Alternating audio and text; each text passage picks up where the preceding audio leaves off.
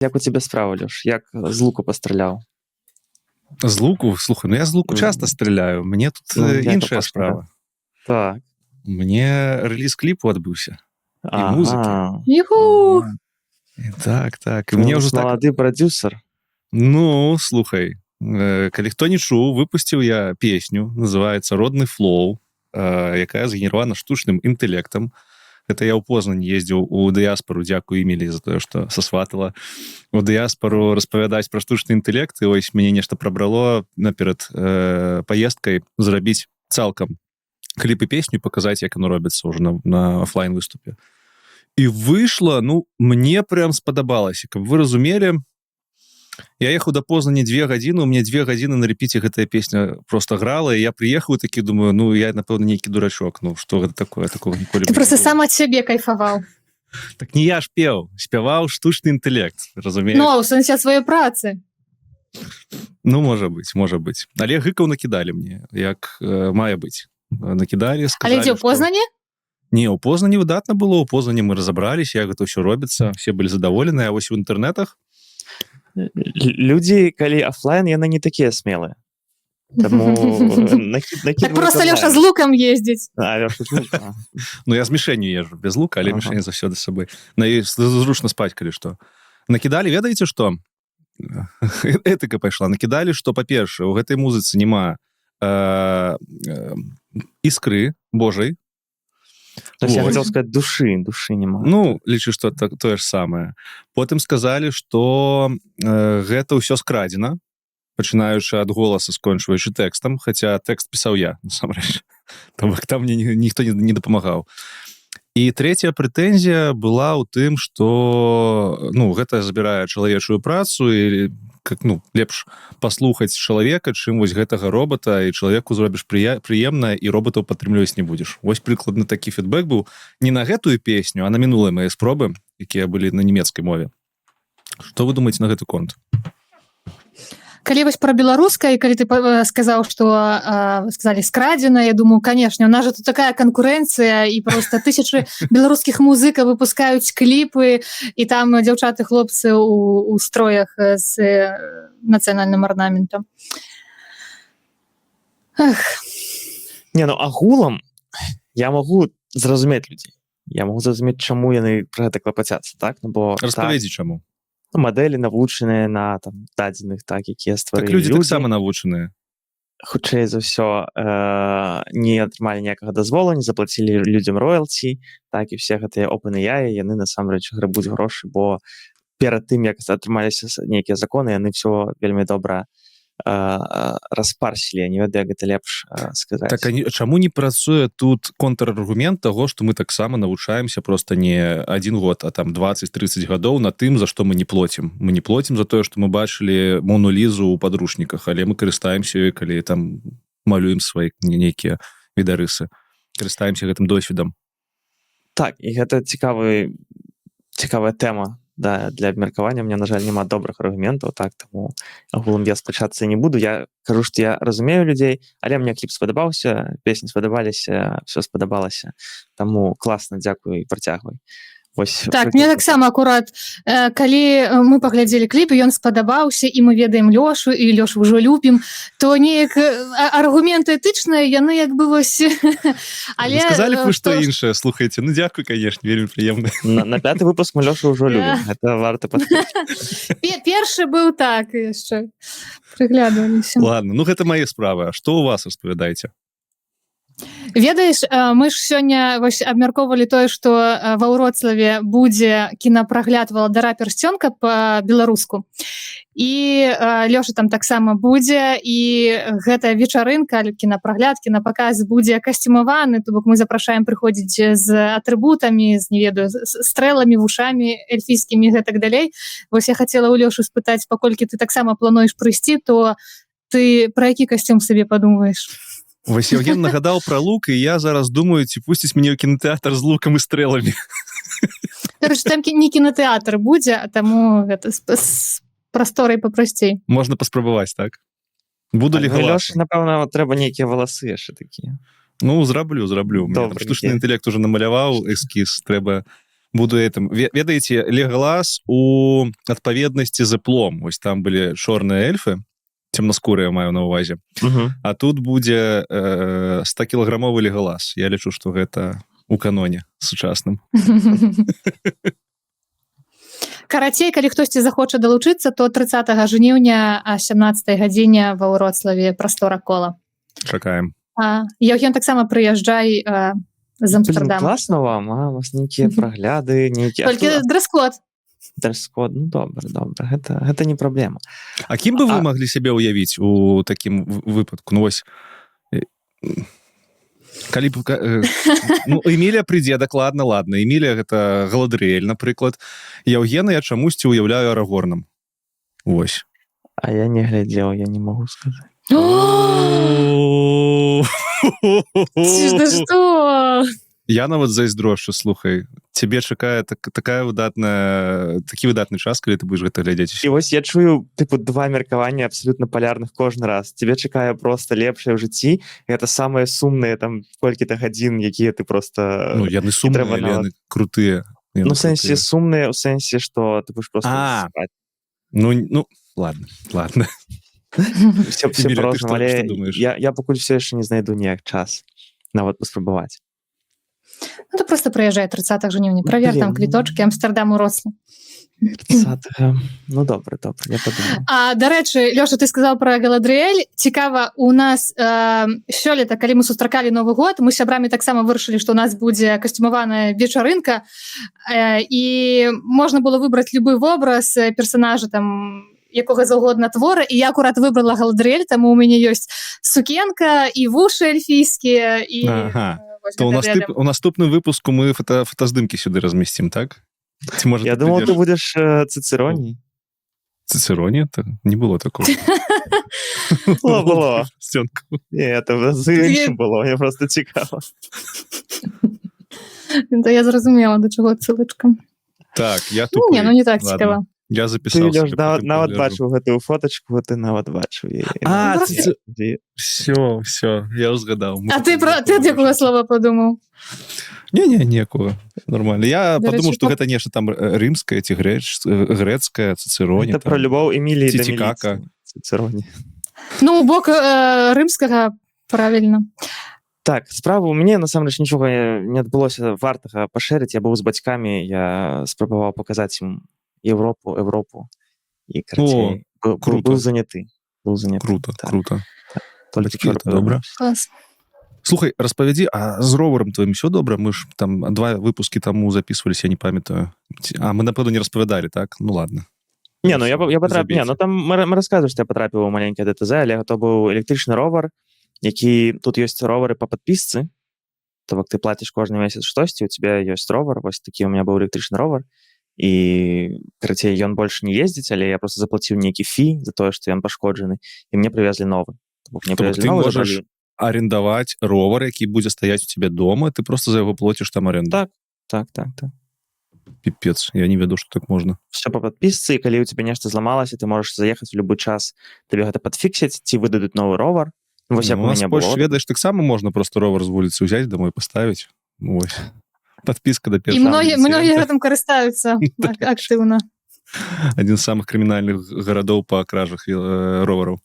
Ого, цікава. Дарэчы, вы ведаеце, у мяне няма... Я, напэўна, калісьці ўзгадывала, што у мяне няма замка на ровары, і гэта як быццам бы стала моей прынцыповай пазіцыяй, як быццам бы я выпрабоўваю сусвет, і я думаю, што калі вось ёсць нейкі максімальны давер, то, напэўна, нічога не здарыцца, і вы не паверыце, вось 2 гады, напэўна, езджаю, і ўсё добра, ніхто не скраў мой ровар, але трэба разумець, што я жыву пад Вроцлавам, то бок гэта трошки меншы горад. Ты живеш у 50 километрах, ну ладно, у 30 километрах ад Вроцлава.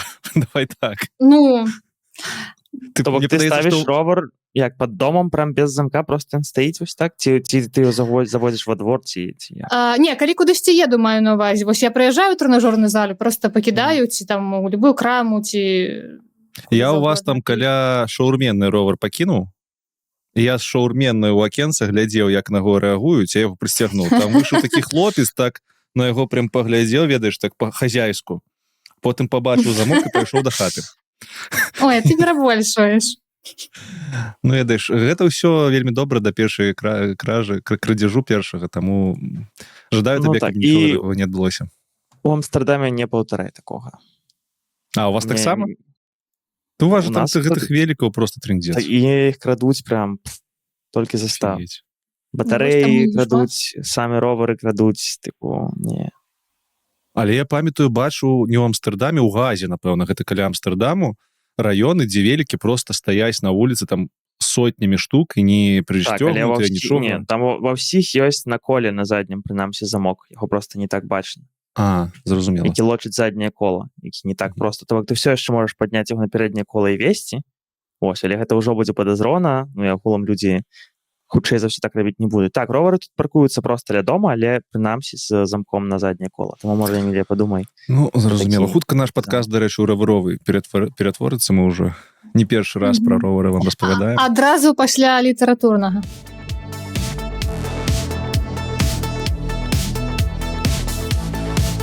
Кажучы пра літаратуру, мы сёння Так. падрыхтавалі для вас, нашыя паважаныя і любімыя слухачы, верш, які мы вам потым раскажам, хто і як напісаў, калі дойдзем ужо да контенту, але пакуль мы вам яго прачытаем. Эмілія, ты ці я? Давай ты гэты, а я прачытаю сапраўдны, і я патлумачу, чаму я яго прачытаю. Давай спачатку з твайго. Нават так. Дамова. Верш пра каласы пад сярпом шыі. Это вельмі арыгінальная назва. На полі байтаў хістаецца калоссі і спявае думка ладны бег радоў. Серп тут шыі, праз код і ціхі голас, жне туман і пакідае хлеб слоў. Женя запальвае іскрамі спрэчкі, Эмілія ловіць шолах зямлі, Лёша раскладае фейкі па клетках, каб праўда прайшла праз шум і пыл. Пра каханне з ботам, пра бітвы машын, пра атам і этыку, пошук і сэнс, не дзеля хайп, а дзеля таго, каб у сэрцы зрабілася трохі ясней. Калі ноч кладзецца лістом на вокны, яны клічуць: сядайце бліжэй, сябры. І хлеб будучыні узыдзе ціха, спелы, у каласах гэтых пад сярпом шыі. Брава! Брава! Я вось думаю, а Эмілія ловіць шолах зямлі. Я просто спрабую сябе ўявіць Ловячы шолах зямлі. Мне ведаеце, это узгадалася з дзяцінства «Горец», такі кіно такое было, там, дзе головы адзін аднаму адсеквалі, і павінен быў адзін застацца. Вось там быў момант, калі у іх маланка біла, і яны такія рукі апускалі і трэсліся, і тыпу у іх дух заходзіў чалавека, якога яны перамаглі. Вось мне чамусьці гэты вобраз. Типу стаіць Эмілія такая за землю, за глебу, парабачце, трымаецца і вось калоціцца, і там хмары такія зараз, маланкі, пярун прыляцеў на конях. А для гэтага у нас у Амстэрдаме ёсць розныя рэчы. Мне аднаму пока падалося, што гэта проза. Не, это верш. Ладно. На вось акурат такі празаічны штучны інтэлект яшчэ там, ну, больш-менш напіша. А калі рыфмавана, я колькі не спрабавала, жах, то бок. Там вельмі шмат прыдуманых слоў, ці я не ведаю, адкуль іх бярэ. Таму гэта яшчэ больш-менш варыянт. Я калісьці спрабаваў тэкст для песень пісаць, там ёсць лайфхак, які крыху дапамагае прасіць яго пераправерыць тэкст на рыфму і каб ён рыфмаваў, прям тлумачыць яму, як рыфма павінна будавацца. Тыпу апошняе слова кожнай другой строчкі павінна рыфмавацца. Вось калі ты яму тлумачыш, ён быццам бы робіць рыфмы, але так прыдумляе словы просто направа і налева. Давайте тады цяпер да сапраўднага, таму што ў мінулым выпуску я ўзгадвала Насту Кудасаву. Я думаю, было б лагічна і справядліва прачытаць яе твор. Ой, такі класна. Слухайце. Там, дзе лета ахоўвае шчасце няўломнага трымт, дзе зялёнага лесу наўсцяж раскашуецца хорам, там па сцежках чароўныя ходзяць звяры. Там дагэтуль жывыя давер, спагада і сорам. Лапкай мыш бласлаўляе мурог, а вавёрка дупло высцілае любоўю. Сасны гаспадарлівы пробашч. Там на сцежках зямных мы зямное люляем цяпло, бо не трэба ні раю, ні выраю там, дзе ты побач. Наста Кудасава. Вельмі круто. У мяне ёсць пытанне. Што? что такое? Будешь у меня пытаться, что такое какое-нибудь слово с верша? Так. Можна, ну, у нас же адукацыйны падкаст, а я Так, мне самой цікаво Я разобраться. неадукаваны. Так. хто ведае, што такое трымт? Трымт? У першым ці другім? Трымцень, не ведаеш, што такое трымцень? Трымценне, так. А, Ну, гэта вось, всё. это- Я акурат таксама уяўляла, што Да. штось Золнік гэтага. Мурох, нешта вельмі знаёмае, але я не памятаю. Разбуры, турмы, муры. Не, муры. Не? Не-не. Скарлетт кажа, што мурох гэта мятнік. Мятнік, што такое мятнік? Не веду, гэта, напэўна, нейкая трава такая. Мурох, мурох, так, окей, я думаю. так. Окей. Так, мне секундочку. І трэцяе слово пробашч. Пробашч гэта як? Мурох суходольная трава. Окей. Пробаш святар, я так думаю, што. Ну, дарэчы, Акурат не такі тут про баршч святар. Пробаршч? Не. Про башчу святар, Мгм. а больш значэння не ведаю. Цікава, Ну, цікава. А акурат дзе вы, такі- дарэчы, шукаеце вызначэнне? У меня вось ёсць скарнік і ёсць яшчэ я знайшоў сайт такі цікавы, называецца, ну, старнік. Ладно, гэта ад аднаго і таго ж хлопца. Вось у старніку. Ведаеш, чым яны часцей карыстаюся? Слоўнік.орг мне вельмі падабаецца. Слоўнік.орг і яшчэ вербум.ба я шу такі. Ведаеце, яны там па слоўніках усіх Так. шукаюць словы. Так. Пробашч. Знайшоў, дарэчы, пробашч. Ксёндз, які стаіць на чале парафіі. Так. Сасны гаспадарлівы пробашч. Круто. Трэба перачытаць, Эмілія, дасылай карацей у чацік. Трэба Давайте правесці опісанне аналіз. дададзім, каб... Ну, Давайте, прачці, конечно. Конечно, па-першае, каб падтрымаць. Пісьменніца супраць будзе. Ну. Так, а мы з вами пераходзім да галоўнай часткі і абвяшчаем пяты, не, гэта 10, вось так, 5 выпуск падкаста «Каласы пад сярпом шыі», дзе мы абмяркоўваем навіны свету шыі і запрашаем вас таксама далучацца да меркаванняў, ходзьце да каментары. Дзякую ўсім, хто ўжо дайшоў да нас і нешта нам параіў, напісаў, пакрытыкаваў, выправіў нашыя памылкі. Мы чытаем кожны каментар, як вы можаце заўважыць, адказваем амаль на кожны. І вельмі рады, што ў нас ёсць такое беларускае цёплае камьюніці. А яшчэ можна я дадам? Так. Прабачка, Я думаю, ласка. што я хацеў пра гэта распавесці, але давай. Добра. Гэта ў бок нашай цікавай аўдыторыі, так? І пра тое, што мы атрымалі і каментар, а пазней атрымалі і 2 зборнічкі вершаў ад валацужнага паэта. Вось. Так што вялікі дзякуй і прывітанне табе, валацужны паэт. Я ў працэсе прачытання, магчыма, мы таксама як-небудзь вернемся да верш.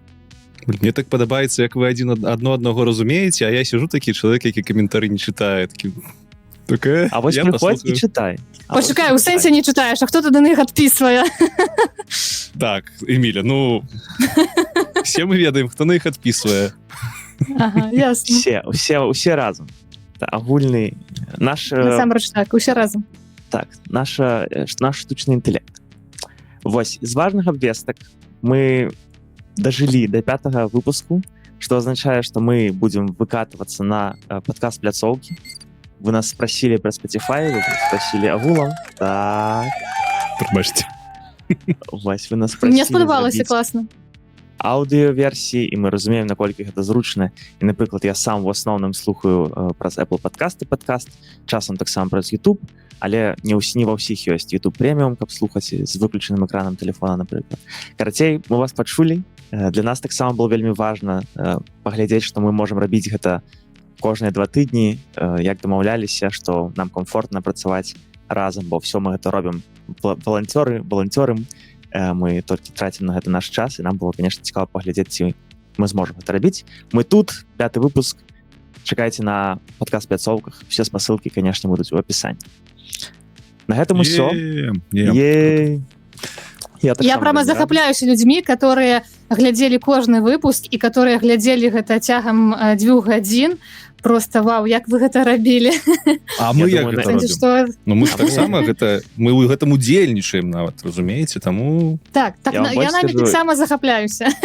Я яшчэ раблю тайм-коды пасля таго. Я спачатку гэта записываю, а потым гэта пераглядаю, раблю тайм-коды. А табе спачуваю.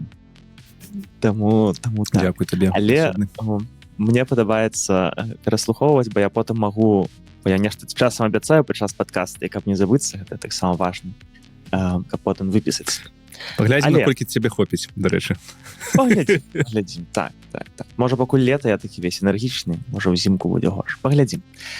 Пераходзім з вамі адразу да буйных гульцоў. Я абяцаў патлумачыць нешта наконт верша.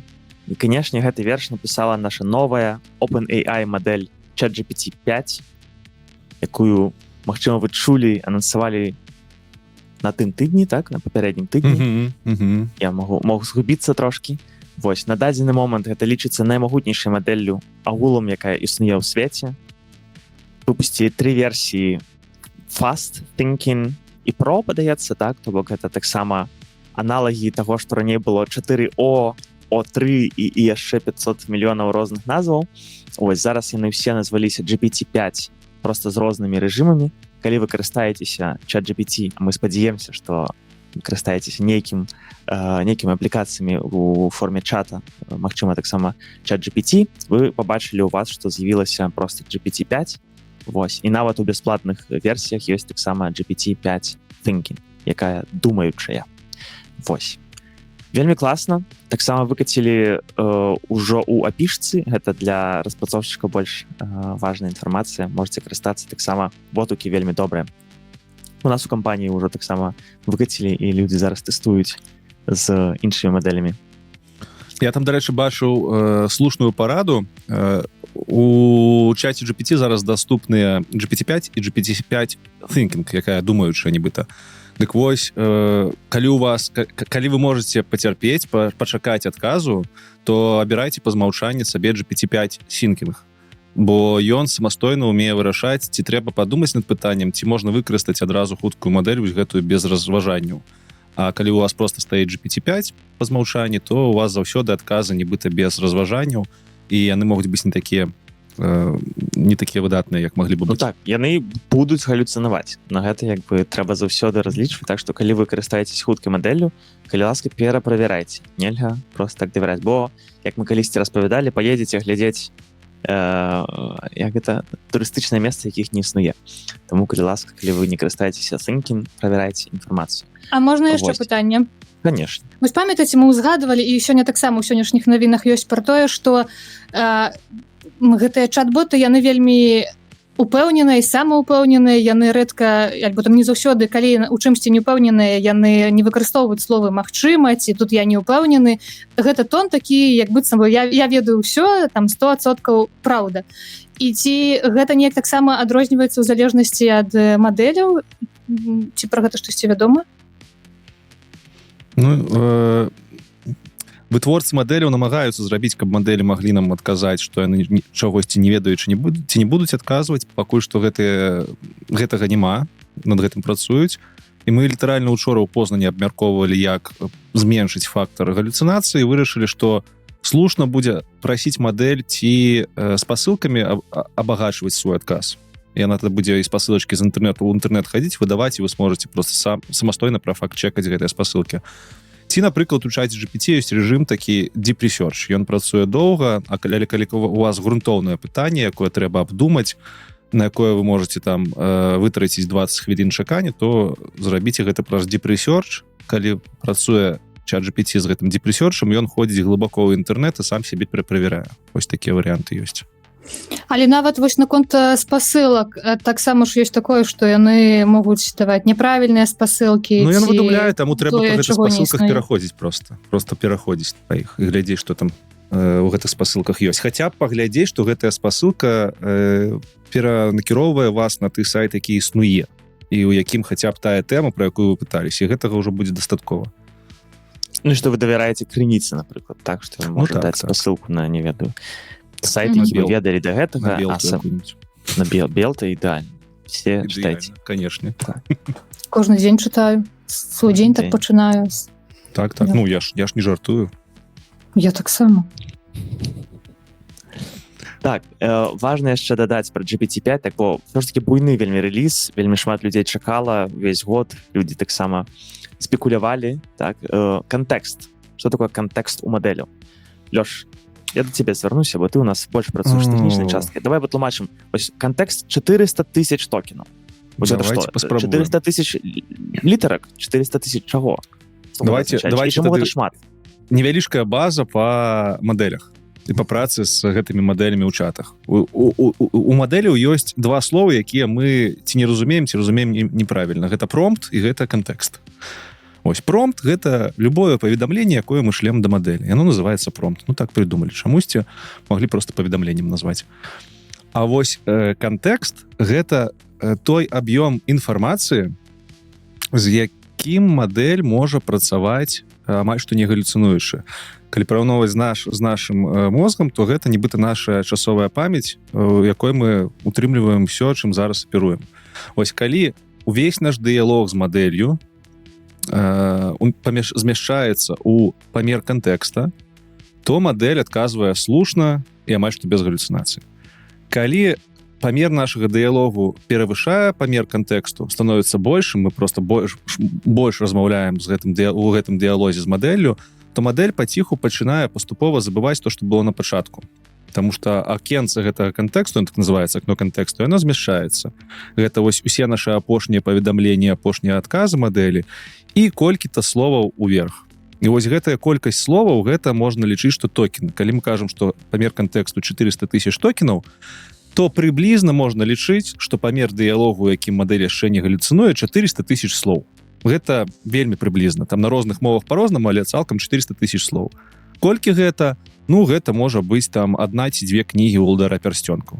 Вось калі у нас дыялог памерам з ўладара пярсцёнкаў, то можна спадзявацца, што мадэль яшчэ разумее, што яна вам адказвае. Калі мы дыялог зрабілі большы, нагаварылі там шмат чаго, шмат якіх дакументаў панадавалі, таму што ў дыялог, памер дыялогу ўключаецца і адказы мадэлі, і нашыя паведамленні, прампты, і файлы, якія мы туды дасылаем, то мадэль пачынае забываць і галюцынаваць. З гэтага вынікае, напрыклад, што для асобных задач слушна рабіць новы дыялог. У адным дыялозе працаваць з мадэлямі не трэба па ўсім. Вось вы там у чаце GPT зрабілі сабе адзін чат, і з ім працуеце нацягам там тыдняў. Гэта неправільна. Таму што рана ці позна мадэль выйдзе за памеры кантэксту і будзе галюцынаваць. Вось і не толькі праз гэта, а праз тое, што яна яшчэ варта, напэўна, распавесці, што кожны раз, калі мадэль адказвае вам, а потым вы пішаце яшчэ адказ, яна дасылае ўсё. То бок усе ваши паведамленні, яе все адказы, ўсё дасылае на сервер. Гэта ўжо складана чалавеку растлумачыць, як гэта працуе. Так, але я хочу цалкам так слушна. У адным чаце працаваць дрэнна простое, што мадэль будзе браць іншыя ваши паведамленні з другіх тэмаў, і неяк, магчыма, яны будуць уплываць на адказ на іншую тэму, што яна будзе неяк падбіраць. Ну так. Ну, то бок яна будзе проста міксаваць дадзены. І гэта тут справа ў тым, што гэтыя мадэлі, яны амаль што ўсе трансформерамі называюцца. Это значыцца, што яны прадказваюць наступнае слова у залежнасці ад таго, якія папярэднія словы былі. І вось словы, якія былі ў дыялозе, гэта ўсе нашыя прампты і ўсе адказы мадэлі. То бок усё, што ёсць у дыялозе, усё ўплывае на верагоднасць з'яўлення наступнага слова ў адказе мадэлі. І праз гэта атрымліваецца, чым больш у нас дыялог, чым больш там інфармацыі, тым больш гэта інфармацыя ўплывае на прадказальнасць, па-першае. То бок, калі там мы у адным дыялозе размаўлялі пра ўладара пярсцёнкаў, а потым пра, не ведаю, якога-небудзь Кастуся Каліноўскага, то мадэль можа пачаць блытацца і там распавядаць пра Кастуся Каліноўскага ў сесінгі ўладара пярсцёнкаў. Бо для яе гэта ўсё адное. А па-другое, чым большы памер дыялогу, тым марудней мадэль адказвае. Бо ёй трэба наступнае слово прадказваць з улікам усіх папярэдніх. І чым больш гэтых усіх папярэдніх словаў, тым марудней адказвае мадэль. Ось, таму калі вы хочаце яшчэ, каб хутка нам адказвала, то таксама ёсць сэнс рабіць новыя дыялогі. Ці калі вы хочаце менш энергіі, напрыклад, вытрачаць, каб вашы дзеянні менш там больш экалагічнымі былі, то таксама стварайце новыя чаты. І выдаліце старыя e-mailы. І гэта не жарт. І што яшчэ я хацеў сказаць, што у чатах розных ужо ёсць механізмы, якія будуць папярэджваць вас, што вы альбо вельмі блізка, альбо ўжо вось акно кантэкста ўжо перапоўненае, і яно запрапануе вам пачаць новы чат, кажучы, што все, тут вы все выкарысталі, ўжо далей тут нічога добрага вы не атрымаеце. Я да такого даходзіў у чат GPT. А гэта ж колькі трэба камунікаваць з чатам, каб да гэтага дайсці? Гэта нейкі вельмі доўгі сеанс псіхатэрапіі. А насамрэч не шмат. Там залежыць ад таго, калі ты просто тэкстам пішаш, то можна доўга камунікаваць. Але калі мадэль табе, напрыклад, пачынае адказваць там палотнамі па 2 лісты А4, ну, там вельмі вялікі адказ, то яна можа адказамі гэты дыялог вельмі хутка забіць. Да таго ж, разважанні мадэлі таксама ўключаюцца ў гэты памер. То бок, калі мадэль там 8-10 хвілін разважала на адказам, гэта значыцца, яна ўсе гэтыя 8 хвілін гэты дыялог павялічвала сваімі разважаннямі. Плюс, калі вы голасам размаўляеце, голас, ён таксама ператвараецца ў сімвалы, у токены, але асобным чынам. І там, умоўна кажучы, одно слово голасам, яно будзе па памеры значна большае, чым одно слово тэкстам. Таму голасам можна хутчэй гэты кантэкст забіць. І там розныя ёсць варыянты. Карацей, Эмілія, гэта магчыма.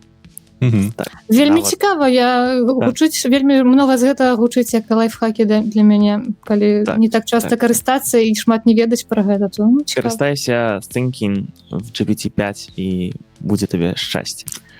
І апошняе пра GPT-5, але хутчэй пра GPT-5 Pro, яна дасягнула, як Лёш напісаў, выбіла 123 балы на тэсце IQ. Мы таксама, канешне, пакладзем спасылку ў апісанні. Вы можете паглядзець, якія мадэлі агулам існуючыя, дзе яны знаходзяцца в сэнсе колькасці балаў IQ. Вось, вельмі цікава паглядзець.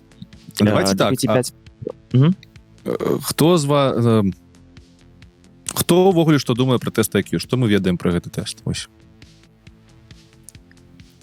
Ведаю, што гэтым тэстам мераюць інтэлект. Спрабавалі? Я не спрабаваў ніколі, не. Я спрабаваў. Так. Я не. Як ты, GPT-5 разумней, чым GPT-5 ці не? Я скажу так, што гэты тэст, да яго шмат пытанняў, таму я лічбы казаць не буду, гэта будзе нейкае вымярэнне незразумелае. А як жартаваць потым? Ну ладно. Цалкам навукоўцы, шмат якія навукоўцы лічаць, што памер IQ чалавека вельмі ўплывае на яго магчымасці да трывалага развіцця ў жыцці. Маўляў, чым больш у тебе IQ, тым больш верагодна, што ты станеш ці багатым, ці шчаслівым, не ведаю, але на багаце я бачу ў даследаванні, на багаце гэта вельмі ўплывае. То бок дзейным чалавекам, які будзе сам сабе зарабляць на жыццё. І гэты тэст чалавечы, ён мерае чалавечае IQ. І вось мяне здзівіла, што GPT-5, якая не думаючая, яна выбівае на тэсце IQ амаль што сярэдні ўзровень чалавека. Сярэдні ўзровень чалавека, там у залежнасці ад краіны, ад 90 до 100 балаў, а GPT-5 выбівае 94. То бок гэтая сістэма ўжо на ўзроўні, нават самая такая таная сёння існуючых, яна на ўзроўні сярэдняга чалавека.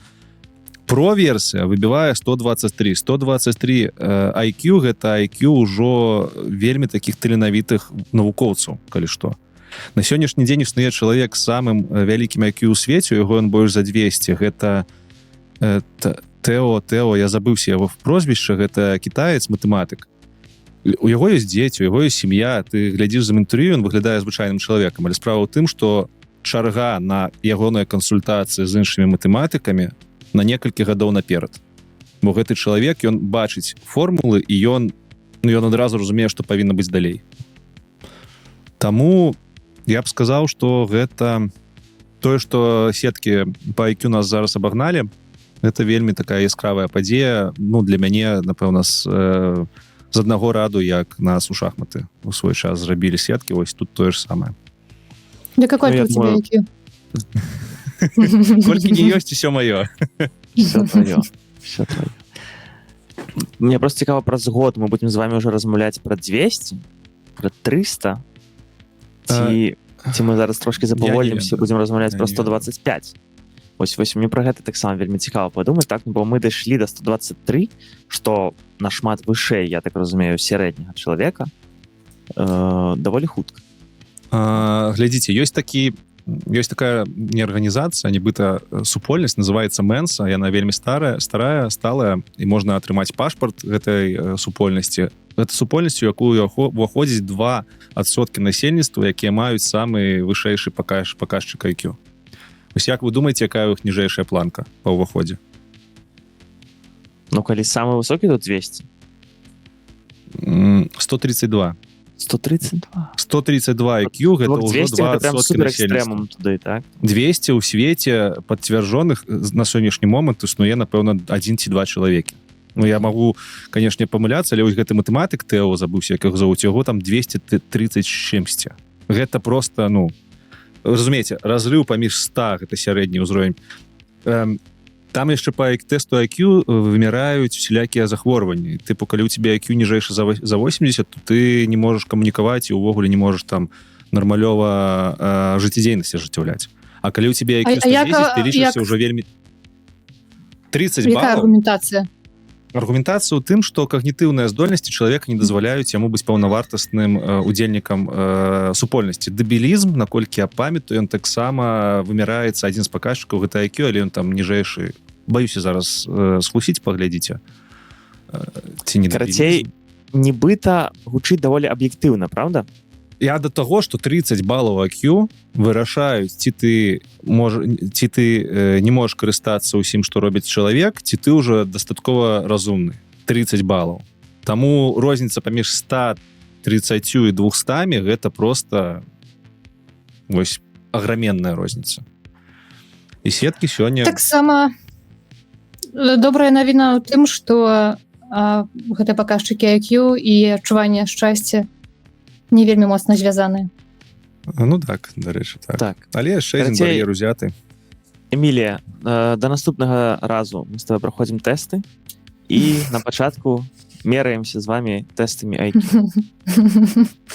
Я пас, таму што IQ ж яны найперш там мне не дзіва, што гэта быў матэматык, вось мужчына з Китая, у которого там вельмі высокі паказчык IQ, ён матэматык. Таму такое. Ты думаешь, там перамножыць лічбы? Я думаю, што... Не, але гэта ж таксама вельмі пра такія здольнасці відавочна не творчыя. Гэта пра магчымасць працаваць з абстрактнымі рэчамі. Гэта тэкст на абстрактнае мысленне. Таму матэматыкі вельмі добра ў гэта кладуцца, бо іх уся галіна ведаў гэта абстрактныя рэчы. Вось. Дэбільнасць. Дэбільнасць гэта псіхалагічная гэта ступень як гэта адсталасці, псіхалагічны тэрміны, у іх IQ лёгкая форма до 69, цяжкая форма до 59. Ось, просто каб разумець. 70 IQ і 100 IQ гэта ўжо розніца паміж дэбільнасцю і чалавекам сярэднестатыстычным. Мадэлі яшчэ год таму выбівалі 80. Год таму 80, сёння ўжо 123. Карцей кідай спасылку, Евген. Так, будуць спасылкі. Вы таксама, нашы слухачы, праходзьце тэст. Калі я не прыйду на наступны выпуск, то просто ведаеце. Я пайшла плакаць. У нас у кого будзе найменшы, то таго выключаем з запісу. Кагосьці наступны раз будзе. З кімсьці развітацца. Вы слабае звено. Ну, гэта ж все умоўна. Папярэдні тыдзень быў насамрэч тыднем рэлізаў у OpenAI. Вось, таксама яны выкацілі свае LLM-кі, open source LLM. Смешная назва іх. Цяпер по-беларуску, што такое open source LLM? Да бляха. Ну, адкрытыя мадэлі, гэта мадэлі, якія можна самому спампаваць і запусціць там у сябе на жалезе. Вось. І ёсць на сённяшні дзень вызначэнне таго, што такое open-sourceная мадэль. Гэта адкрытыя вагі, то бок адкрыты, умоўна кажучы, файл, які ты пампуеш і запускаеш мадэль у сябе. Гэта адкрыты датасет, то бок адкрытыя дадзеныя, на якіх мадэль навучалася. Ты можаш іх таксама спампаваць і прям глазамі праглядзець. І гэта адкрытасць інструментаў, з дапамогай якіх гэта мадэль стваралася. Ну, у прыватнасці трэніравалася. Вось калі гэтыя 3 параметры ёсць, то гэта лічыцца адкрытай мадэллю. Я не памятаю, ці па ўсіх 3 параметрах праходзіць гэтая мадэль ад OpenAI, ну, паглядзіце самі. Але яны выпусцілі 2 мадэлі, называюцца на гіпатосы. Іх так называюць у... Так, ну, типу GPT-OOS. GPT Open, штосьці там Open Source, не ведаю, што там другая літара О азначае. Але 2 мадэлі, адна крыху буйнейшая, другая паменш. Абодзве гэтыя мадэлі могуць запускацца на ноутбуках, але на магутных ноутбуках, не на звычайных. І трэба сказаць, што нічым не здзівілі. увогуле нічым не здзівілі, хаця гэта першыя мадэлі, якія OpenAI выпускае open source за апошні, напэўна, года 3. Яны толькі аднойчы нешта там рабілі зусім прахадное. Таму, незразумела, навошта яны гэта робяць. Ёсць меркаванне, што яны гэта зрабілі, каб крышачку open-source-ны рынок адваяваць у меты, бо хоць мадэлі не самыя лепшыя, але яны не дрэнныя. Ну і у Китая таксама, правда? Это так цэнзура, так. Бо open-source кітайскія мадэлі самыя крутыя зараз. Там кітайская цэнзура, Амерыцы патрэбна сваю цэнзуру распаўсюджваць. Вось яны таксама на гэта, можа, паўплывалі. Там ёсць больш слушнае меркаванне, бо гэтыя мадэлі, яны крышачку адрозніваюцца адна ад адной open-source, маецца на ўвазе. OpenAI у сваіх мадэлях новы спосаб інтэрпрэтацыі адказаў паказалі. Harmony, ён так называецца. Карацей, калі мадэль вам адказвае пра запішку, калі яна вам адказвае не ў чаце, а проста вось напрамкі, то яна можа адказваць вам нейкую бязлуздзіцу, гэтую бязлуздзіцу пад пэўны фармат потым спецыяльнымі праграмамі прыводзіць, і вось мы разумеем адказ. Дык вось OpenAI свой інструмент выкаціла, не выкарыстала тое, што ўжо ёсць, а сваё показала. І ходзяць чуткі, што яны просто такім чынам хочуць змяніць увесь рынок, каб усе open-source-ныя мадэлі нібыта выкарыстоўвалі гэты фармат, і тады яны будуць дыктаваць свае правілы. Але мне падаецца, гэта таксама не вельмі верагодна здарыцца, можа. Неяк так. Але агулам, мне падаецца, навіна вельмі добрая. Больш open-source мадэляў, адкрытых мадэляў, напэўна, так лепш казаць. Лепш свет, правда? Бо OpenAI, нагадаем вам, першае слово в OpenAI гэта open. І ідэя была, што яны, канешне, будуць больш open, чым дзве даволі сярэднія мадэлі. Яны ж уже не адзін раз распавядалі, чаму яны open. Яны open не таму, што яны мадэлі збіраліся выкладаць у open source, а яны open таму, што яны дазваляюць усяму чалавеству карыстацца самымі передавымі тэхналогіямі. Тыпу open technology. Мы даем вам доступ да самых-самых класных тэхналогій, і з гэтага пункту гледжання яны, верагодна, прытрымліваюцца сваіх поглядаў. Окей, заставим гэта як ёсць, але працягнем все ж таки яшчэ трошки з OpenAI, бо наступная навіна у нас пра так званы Stargate Norway. Вы, магчыма, чулі, што OpenAI таксама з іншымі кампаніямі, яны ў Амерыцы атрымалі ці атрымаюць, падаецца, $500 мільярдаў, так? На тое, каб пабудаваць сваю інфраструктуру, свае дата-цэнтры. Вось, і падаецца, што гэта ўжо ў працэсе, што ўжо будоўля ідзе. Падаецца, дзесьці былі відосы, дзе ўжо Сэм Альтман, гэта ён фотачкі посціў акурат пасля таго, як на яго наехалі, тыпу, дзе грошы, Сэм, што вы там робіце? Ён фоткі выклаў, што вось ужо катлаваны капаюцца. Але 500 мільярдаў гэта вельмі немало. Гэта больш, чым касмічная праграма Амерыкі падчас халоднай вайны. Вось. Таму такі праект існуе. Таксама OpenAI дамовіўся з урадам Аб'яднаных Эміратаў і таксама будзе будаваць дата-цэнтры там. Плюс мы вам калісьці распавядалі пра тое, што кожны грамадзянін ці, можа, рэзідэнт Аб'яднаных Эміратаў таксама атрымае доступ да ChatGPT+ бескаштоўна. Вось. І тут наступная навіна, якую мы вам прынеслі сёння. Stargate Norway, то бок яны будуць рабіць у Нарвегіі таксама свае дата-цэнтры. З цікавага, яны абяцаюць, што гэта ўсё будзе як-то renewable, то бок аднаўляльнае, так, то бок яны будуць выкарыстоўваць аднаўляльную энергію, каб гэтыя дата-цэнтры пітаць. У Нарвегіі з гэтым насамрэч даволі ўсё добра, таму я нават у гэта веру. З цікавага яны плануюць выкарыстоўваць там 100 000 відэакартак NVIDIA, і гэта шмат. Вось, карацей, OpenAI выходзіць у Еўропу, таксама пачынае будаваць свае дата-цэнтры тут. Мне гэта не вельмі насамрэч падабаецца, бо, ведаеце, яны такім чынам ЗША, такім чынам... Я увогуле не думаў ніколі, што я буду да ЗША так ставіцца, але я бачу, што ЗША нам накідвае ашэйнік. Ашэйнік? Ёсць такое слово ў беларускай мове? Вы зразумелі. Нашыйнік, кажам. Нашыйнік, так. Праз тое, што мы ў Еўропах, там, у іншых краінах, не ЗША, мы не робім сваіх дата-цэнтраў, у нас няма, па-першае, магутнасці і грошай, па-другое, кампанія NVIDIA просто не дае карткі. Это амерыканская кампанія, іх па квотам уже, нагадваю, выдае. І такім чынам яны зараз набудуюць свае дата-цэнтры, а потым будуць па квотам выдаваць магутнасць, якую можна будзе выкарыстоўваць у гэтых дата-цэнтрах, і такім чынам будуць рэгуляваць, наколькі моцны штучны інтэлект у якой краіне выкарыстоўваецца. І гэта нашынік, літаральна нашынік усяму свету ад США. І гэтым яны нічым не лепей, чым Кітай, напрыклад. Ну так, Толькі Кітай гэта робіць у сваёй краіне, у межах сваёй краіны, а США гэта робіць з усім светам. Так, чакаюць нас чэргі ў дата-цэнтры, чакаюць нас талоны і пустыя палічкі. Я спадзяюся, што наш французскі містраль усім пакажа, як трэба, у іх свае дата-цэнтры ёсць. Так. Я таксама думаў пра гэты праект, бо я не памятаю, ці мы распавядалі, але існуе такая штука, якая называецца AI Act. Это акт шыі. Еўрапейскі. Так, Эміліі не спадабаўся акт шыі, ну нічога. Вось. Акт шыі — гэта, канешне ж, кантроль штучнага інтэлекта ў Еўропе. Это вялікі буйны дакумент, які насамрэч прапісвае і абмяжоўвае даволі моцна штучны інтэлект, што ён можа, што не можа, што ён можа выкарыстоўваць, каб навучацца, што павінна быць зразумела, адкуль гэтыя дадзеныя прыйшлі. І, карацей, шмат абмежаванняў. Мне цікава, як OpenAI будзе з гэтым працаваць у Еўропе, пакуль не зразумела. Ну, яны ж не будуць... Да дата-цэнтраў гэта не датычыцца. Дата-цэнтры прадаюць увелічальную магутнасць, а не мадэлі. Таму да дата-цэнтраў ніяк не... Яны будуць проста амерыканскія мадэлі запускаць на нарвежскіх серверах.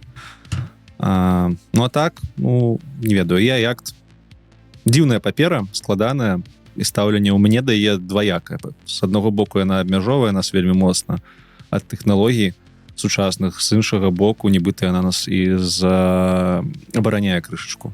Ад усялякага махлярства, напрыклад, такое магло бы быць тут, ад праблем з аўтарскім правам, тым жа, за якім вельмі пільна сочаць у Еўропе, ад экалагічных праблем, якія... Так, як Илон Маск запускаючы турбіны газавыя, каб працаваў грок. Таму, але мы таксама разважалі на гэты конт сябрамі і прыйшлі да высновы, што нават калі да AI-акта ставіцца добра, то ў выніку ён усё роўна спрыяе гэтаму нашыйніку ад США. Таму што праз AI-акт у нас тэхналогіі даходзіць не будуць, і ў нейкі момант США просто скажа, што ці вы свой AI-акт змяняеце, ці мы вам увогуле там не будзем даваць карыстацца нашымі мадэлямі, і ў Еўропе нікуды не будзе ёй дзецца, як толькі змяніць сваё заканадаўства. Так. Стымулявання пакуль не так шмат у Еўропе. Развіваемся мы, канешне, нашмат павольней, чым развіваецца Кітай ці США у сэнсе штучнага інтэлекта. Таму мы трымаем кулачкі за Містраль і не толькі. Вось, каб іх ніхто не набыў, ніякі Apple, і яны засталіся ў Еўропе. І вось. Таму такая навіна. Далей, Лёш, яшчэ GPT. Мы сёння не сканчваем з OpenAI ніколі. Давай нам распавядзі, калі ласачка, яшчэ одну навіну пра study mode. Я сёння забыўся ўсе беларускія словы. Навучальны падыход.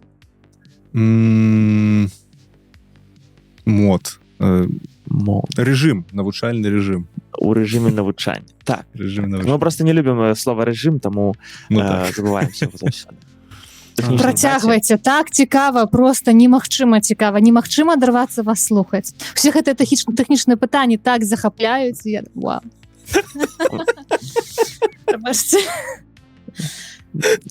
Калі там ужо жыццёвыя пытанні, калі ўжо такія зямныя пытанні. Ну глядзі, стадий мод, рэжым навучання, ну гэта жыццёвае пытанне. Ну, рэжым, у тебя дзіцё ўвогуле расце, ці не? Ну. Расце. Так, я слухаю, вярнулась.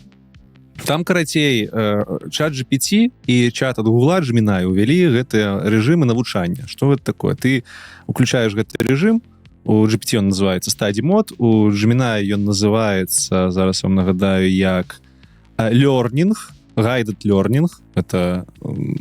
як перакласці, не ведаю, навучанне з кіраўніцтвам, хай будзе так. І гэта просто...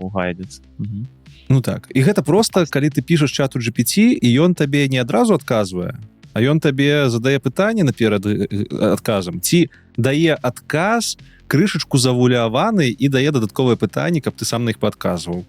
Ну, падаецца, што нейкая, не ведаю, ну, лухтаватасць нейкая. Ну, тыпу, Калі ты умееш карыстацца чатам GPT, то ты гэта сам можаш рабіць. З іншага боку, калі ты ніколі не карыстаўся чатам GPT, то у цябе ёсць зручная штучка, нажаў гэтую кнопку, і ў цябе працуе чат GPT з пытаннямі, задае тебе пытанне. Але што вы думаеце? Ну вось у вас з'явілася магчымасць размаўляць з чатам GPT, які яшчэ будзе вам пытанне задаваць. Гэта круто?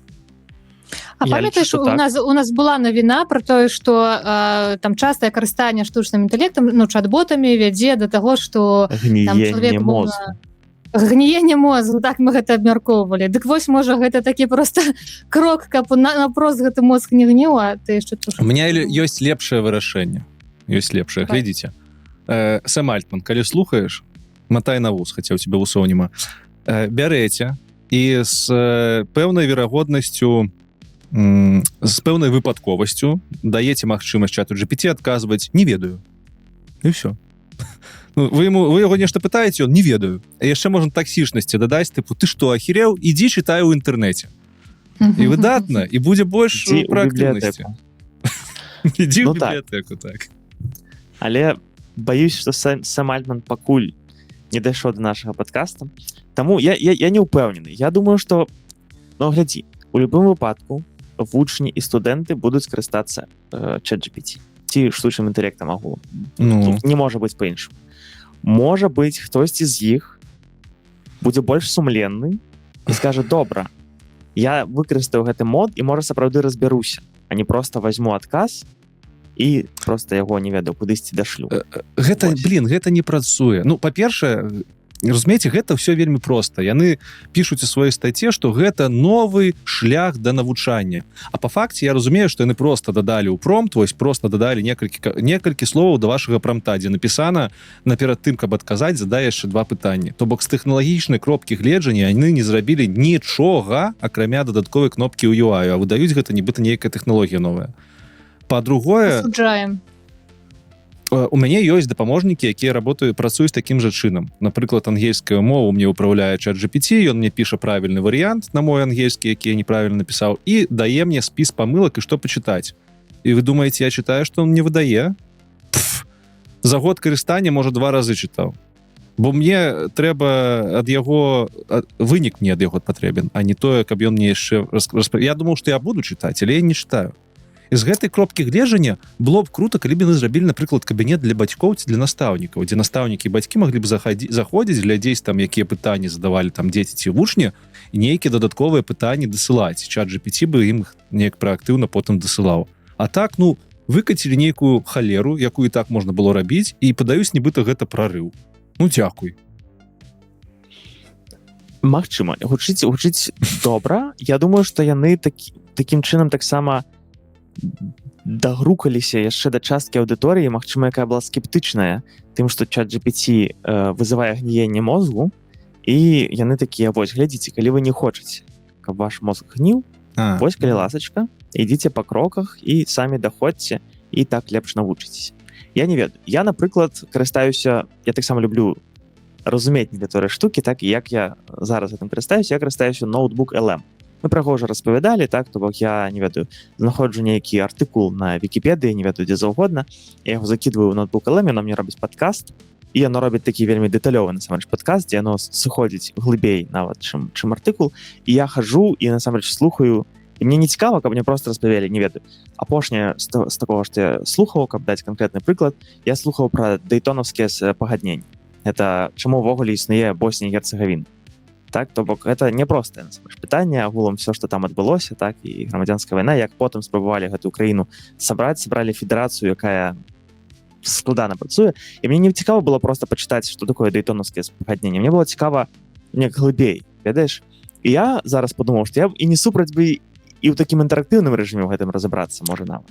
Ну, не ведаю. Мне цяжка увесь дзіцё, якое будзе мэтанакіравана само сабе ўключаць гэты рэжым. Калі б яны далі магчымасць там бацькам спецыяльна каб чат GPT толькі з гэтым адказваў, толькі вось праз лёрнінг, тады яшчэ разумею. А так, ну... Слухай, ну можа гэта наперадзе.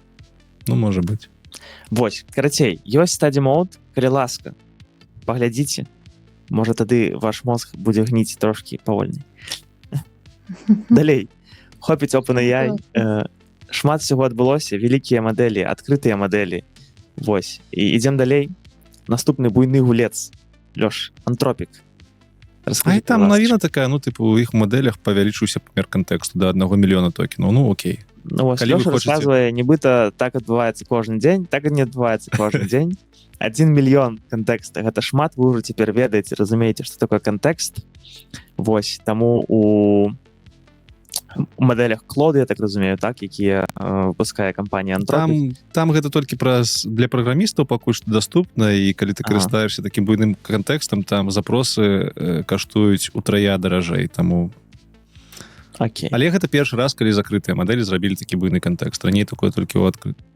Не, у Гугла такое было. Карацей, калі што вы пачулі, ну все.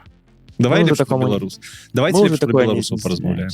Не, я яшчэ дадам одну навіну з гэтай секцыі. Яна пра Perplexity, такую кампанію, мы калісьці пра яе рассказывалі. Так, Так там про у нас... беларусаў уже. Про беларус. Ну так, там у нас якраз хто Беларус CTO, так, даецца. Так. Кампаніі.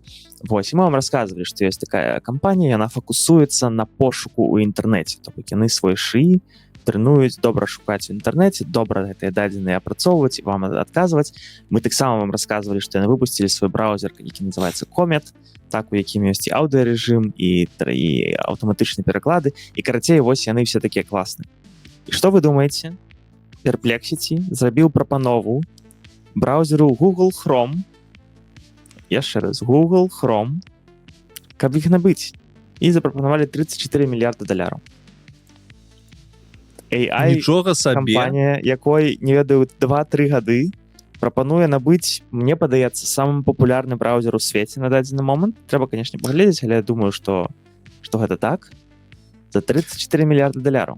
Вось як трэба рабіць бізнес. Беларусы у Гугла зараз купяць Google Chrome, галоўны браузер у свеце. Вось так трэба. Ну, вось Лёша піша, Лёша артыкулы, канешне, гучвае вельмі цікава, але, ну, правда, навінаваў. Там все не так просто, насамрэч. Ну, навошта Гуглу прадаваць сваіх браузеру, якія яны піхаюць сваю рекламу долі папярок, і дзе іх гэты пошукавік па змаўчанні стаіць. Там камісія антыманапольная камісія калісьці ці год, ці два таму прыйшла до Гугла і сказала: слухайте, вы офігелі, у вас тут монополія на браузер. Бо зараз усе браузеры амаль што будуюцца вакол Хрома. Хром — гэта адкрытая платформа. І яны сказалі Гуглу, што вы будзеце павінны цягам часу яго прадаць, таму што вы офігелі маніпалісты. І Google павінен прадаць у хуткім часе Chrome. І браузер, дарэчы, называецца просто Chrome. Ён уже давно не Google, таму што антыманапольнасць. І праз тое, што Google будзе прадаваць гэты Chrome, вось Perplexity першымі вырашыліся даць першую гэту ацэнку Chrome і прапанову сваю. І $34 мільярда гэта, ну, Perplexity столькі не каштуе, дарэчы, колькі яны за Chrome прапановваюць. Але яны сказалі, што у нас ёсць мецэнаты і людзі, якія дапамогуць нам вас купіць. У нас ёсць пад падушкай. Ну, цалкам, Вот. калі ў іх гэта атрымаецца, то гэта, канешне, круто, бо Денис Ярац, які CTO кампаніі, ён по факту стане зоркай велічыні Возняка, гэта дядька, які са Стывом Джобсом рабіў Apple, ці Ларі Пейджа, які Google рабіў. Вось, ці я не ведаю, каго там. Ну, гэта будзе Марк Цукерберг по факту. Вось зорка велічыні Марка Цукерберга. Ён з Беларусі, гэта хлопец, які бедуір скончыў. Гэта наш з вами суайчыннік і нашага ўзросту прыкладна хлопец. Вельмі, дарэчы, круты, просты, насамрэч. Фігець. Ну, Цяпер клас. бы прыдаўся гэты гук, который ты часамі ўключаеш.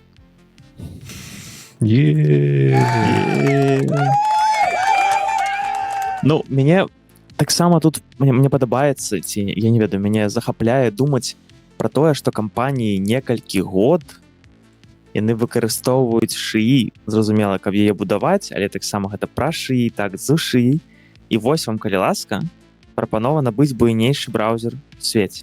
У іх ніхто ж не верыў, да сіх шмат хто не верыць, тому што кажуць, ну як так? Гуглу канкурэнцыю зрабіць. Ну вы што? Гуглу, вы хто такія? Яны зрабілі, і зараз Chrome будуць пакупаць. Можа, яшчэ не будуць, але Можа, не будуць, але агулам так, вельмі амбіцыйна. Клас, пераходзім з вами да секцыі адукацыі і працы. І мы толькі што ўзгадалі спадара Марка Цукерберга, і мы вам калісьці ўжо расказвалі, што ён ходзіць па кампаніях і шукае сабе ML распрацоўшчыкаў, так, машин learning распрацоўшчыкаў, бо яны хочуць, канешне, пабудаваць лепшы шыі ў свеце і агулам быць лепшымі ў гэтым. І вось яшчэ адна навіна, якая прыляцела у гэты сусвет, пра тое, што адзін з AI-рэсерчераў, тых, хто займаецца шыі, адмовіў Цукербергу у прапанове $1 мільярда, каб перайсці ў мету. А? Нам бы іхнія праблемы. Ведаеце, у Дудя было інтэрв'ю, выйшла 2 дні таму з Даронічевым такім, можа хтосьці з вас бачыў, не ведаю, глядзіце вы Дудя ці не глядзіце. Там пра штучны інтэлект выйшла інтэрв'ю. І там такі Даронічев Андрей, ён цікавы хлопец, ён з Сіліконавай даліны, давно переехаў туды, расеец, у Гуле працаваў, зараз робіць свой стартап, ідуць, кажа, слухай, вось навошта ты спяваць пайшоў? І навошта ты кліпы выкладаў? Ну, типу, я подумал, что ты з глузду з'ехаў, ну, ты же айтишник, там, все такое. А ён кажа, ну, мне пасля папярэдняга выпуска з табой, ён Дудя ўжо быў, накідалі гыкаў, што, маўляў, я там казаў, што талант можна часам замяніць. Ну, типу, шмат часу вытраціць, маўляў, і талант тады з'явіцца. І вось я вырашыў паказаць, што я не ўмею спяваць, і я вось 2 гады патраціў на гэта і выклаў кліп, якім я добра спяваю. І такім чынам я даказаў, што любы чалавек пры жаданні можа рабіць тое, да чаго яго таланту няма. І прыкладна праз 15 хвілін Дудь пытае, ці ёсць у яго $10 мільёнаў на рахунку, і ён кажа, ёсць. І я сижу так і думаю, ну калі б у мяне 10 мільёнаў на рахунку было, я б цалкам, можа быць, нават і балерінай стаў. Ну, типу, все равно ж нічога, нема чого. І тое самае і тут. Разумееце? Калі чалавек адказваецца ад мільёна ці мільярда, так? Ад мільярда, то хутчэй за ўсё у чалавека ўжо ў жыцці ўсё ёсць. І просто яму не патрэбен гэты мільярд.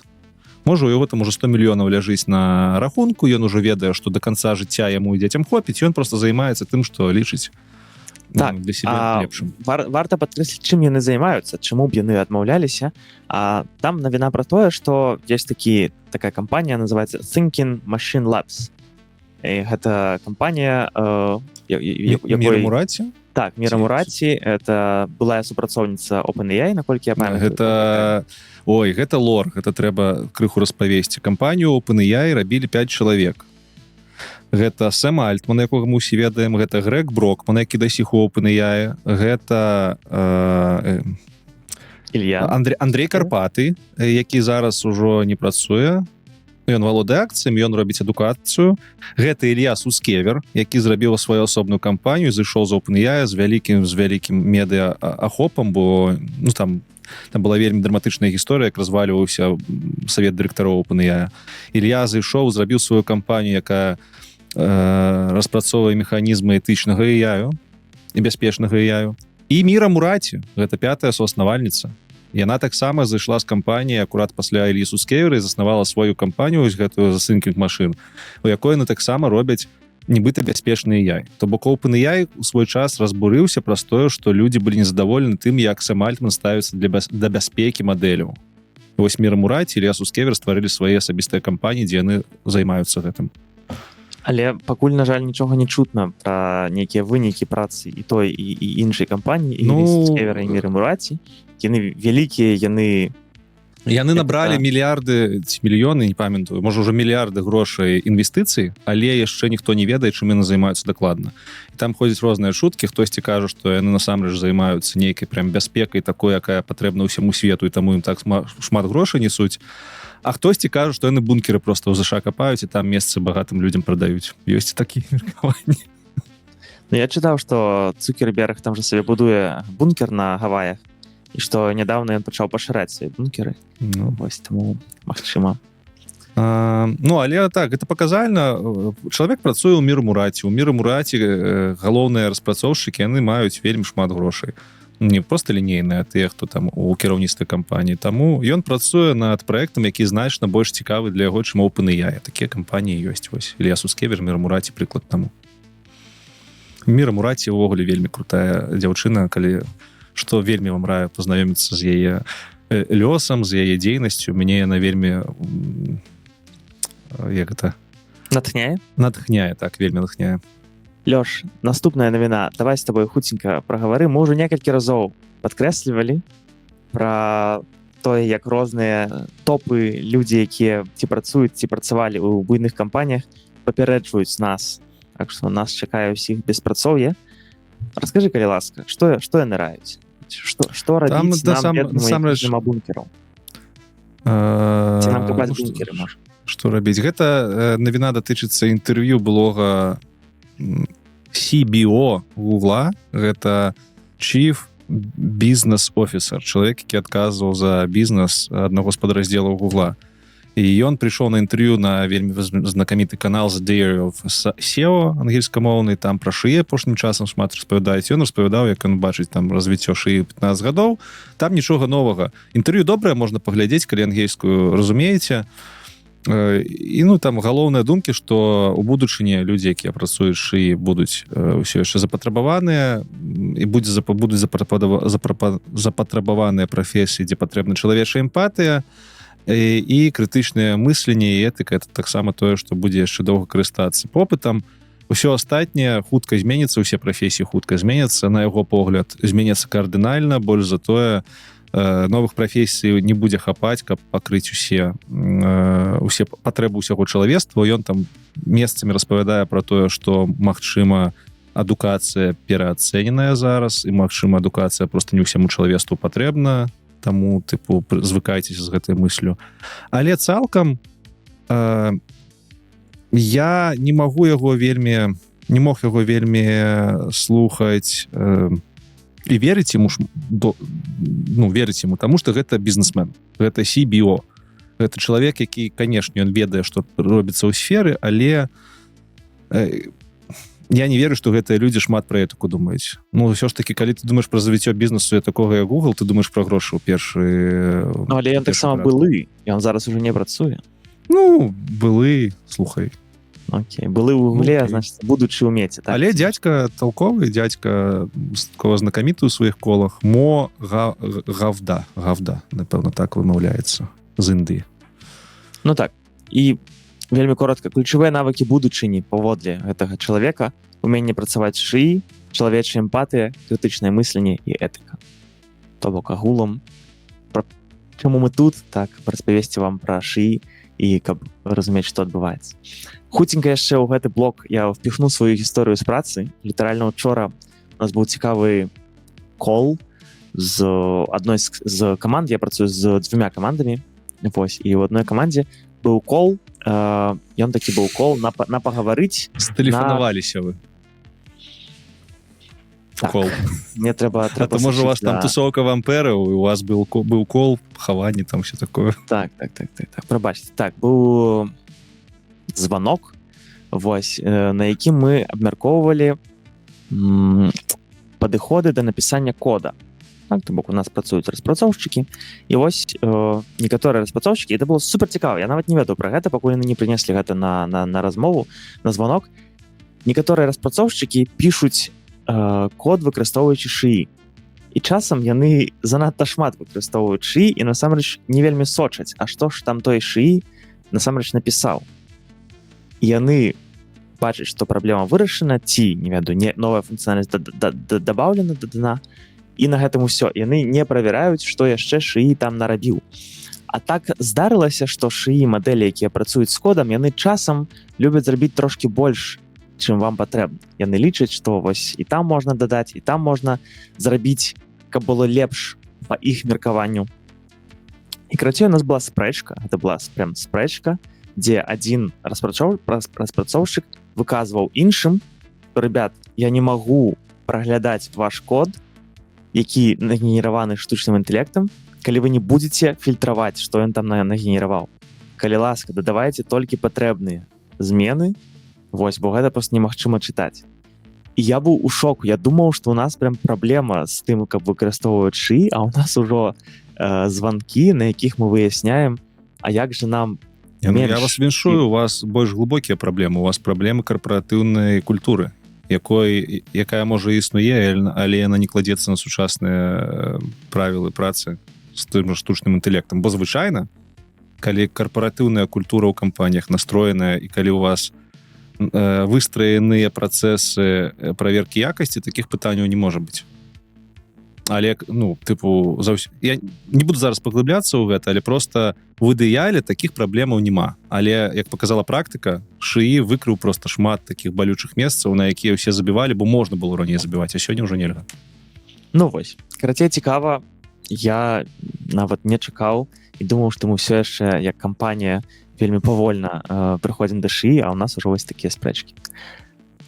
Таму цікава, калі у вас таксама нешта на працы, я думаю, нас таксама слухаюць людзі у кампаніях, якіх выкарыстоўваеце шыі. Вось, калі ласка, так, пішыце, каб вашыя калегі потым прыйшлі і пачыталі. І у вас было яшчэ што абмеркаваць на працы. Эмілія, як у вас? Так, у HR вы выкарыстоўваеце шыі ўжо які-небудзь ці не? Ужо всіх адфільтроўваюць BNN аўтаматычна, ўжо не патрапіць да іх. Я зараз наўпрост гэтым не працую з такім актыўным наборам і суразмовамі, таму не магу сказаць. А вось гэтыя шыі-фільтры, яны існуюць?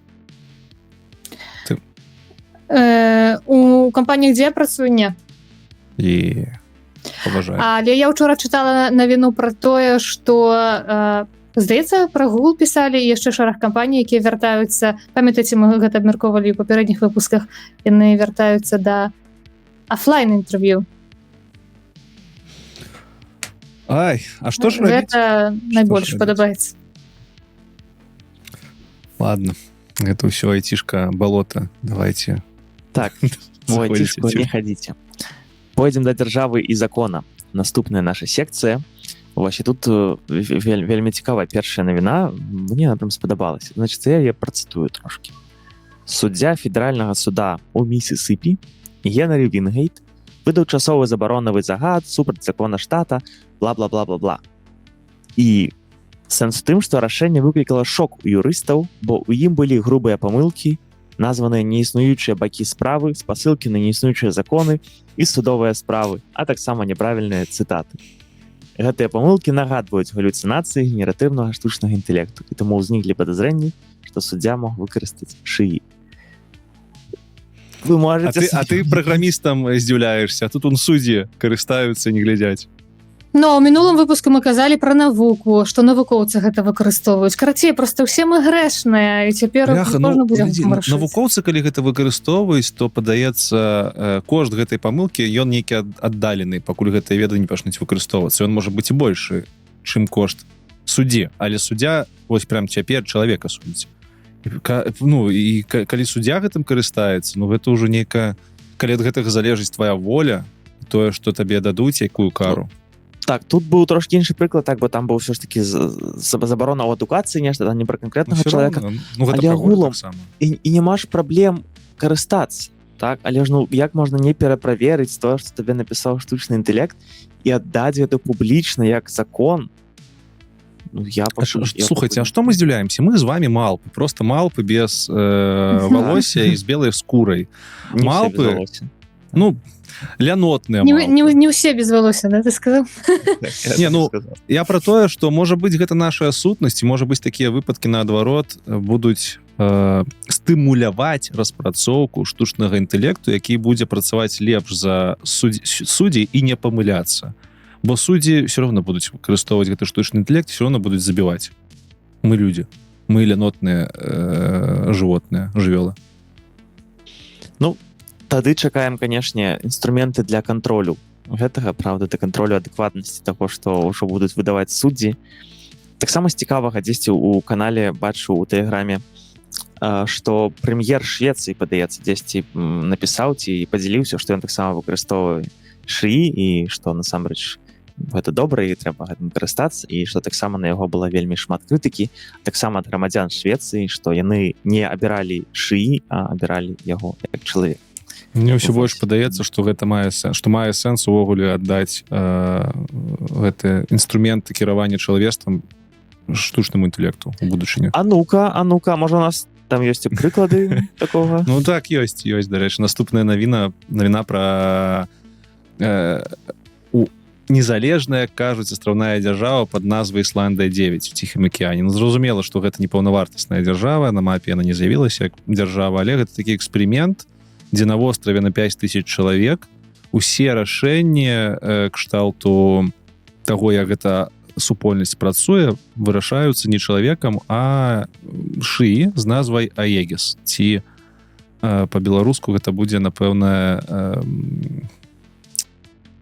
эгіда. Ну, эгіда, гэта крацей там шчыт аднаго бога Зеўса, і вось тыпу так назвалі гэты штучны інтэлект. Справа ў тым, што яны ўжо гэтым карыстаюцца, штучны інтэлект за іх вырашае, ён робіць апытанкі, ён вырашае на падставе апытанак, што будзе рабіць гэтая супольнасць далей. І пакуль што атрымліваецца недрэнны, нават ААН з еўразвязам звяртаюць на гэта пільную ўвагу такую, і можа быць нешта адтуль падцягнуць да нас. Мяне гэта навіна абрадавала. Таму што пакуль што рэтраспектыўна, калі на чалавецтва паглядзець, у нас лепшае, што мы зрабілі з кропкі гледжання ўлады, гэта абмежавалі яе двумя срокамі. То есть лепшае, што мы прыдумалі, гэта тое, што чалавека трэба абмяжоўваць ва ўладзе. Бо калі ён сядзіць больш, то ён едзе з глузду. І нейрасеткі не будуць з такімі праблемамі, бо гэта не людзі. Яны будуць аб'ектыўнымі. Так, что и поглядите Пантэон. Так. Жила б ты ў Беларусі, дзе штучны інтэлект кіруе ўсім парламентам? Ну, ужо лепш бы штучны інтэлект. Калі ты кажаш, мы прыдумалі вось гэты інструменты, трэба абмяжоўвацца. Так, мы-то думаем, што трэба абмяжоўвацца ва ўладзе і тэрмінах. Працей лепш нават калькулятор. Так, а мы з вами задаволеныя тым, што дзесьці зараз людзі ёсць у Ціхім акіяне, на Ісландыі 9, і насамрэч, я думаю, яны жывуць сваё лепшае жыццё. Вось. Мы пакуль у іншых краінах, але мы паразмаўляем з вами пра вельмі класную таксама секцыю, якая называецца «Навука і тэхніка», і ўжо па звычцы мы з вами паразмаўляем пра робатаў. Бо кожныя 2 тыдні так ужо атрымоўваецца ў гэтым свеце, выходзяць новыя, ўсё лепшыя, больш танныя і цікавыя робаты. Вось. Не вельмі шмат чаго распавесці, хутчэй вам спасылачкі, каб паглядзець. Першы робат, які называецца Magic Dog.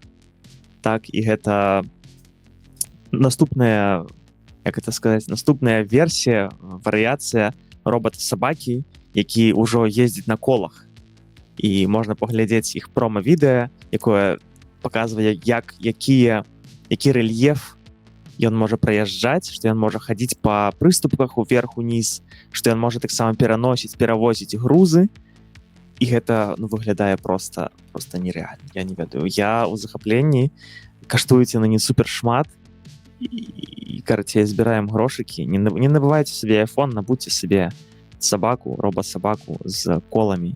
І яна будзе вам прывозіць у гэтую летнюю спёку смачныя напоі кудысьці. Вось. Бляха, я афігеваю, наколькі у нас Евген аптыміст просто. Ну вось, я калі гляжу на гэтых роботаў, я не ведаю, можа, у меня выдача такая, але калі я гляжу на гэтых сабак, мне там яшчэ рядом выдае навіну, як Кітай на іх паставіў які-нибудь напалм, ці які-нибудь аўтаматы. І я такі думаю, бляха, ну вось той відос, які мы ў 3-м выпуску вам раілі, я спасылку прикреплю, як ад сабак абараняцца ад робасабак, ён уже не смешны. Это ўжо наша, хутчэй за ўсё, рэчаіснасць будзе. Вось наступная навіна пра сабак ад Юні-3.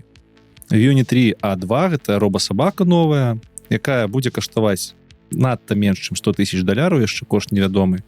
Я думаю, некалькі дзесяткаў. Гэта сабака, якая можа 2 гадзіны несці груз, ці адну, ці 2, не памятаю, 30 кілаграм.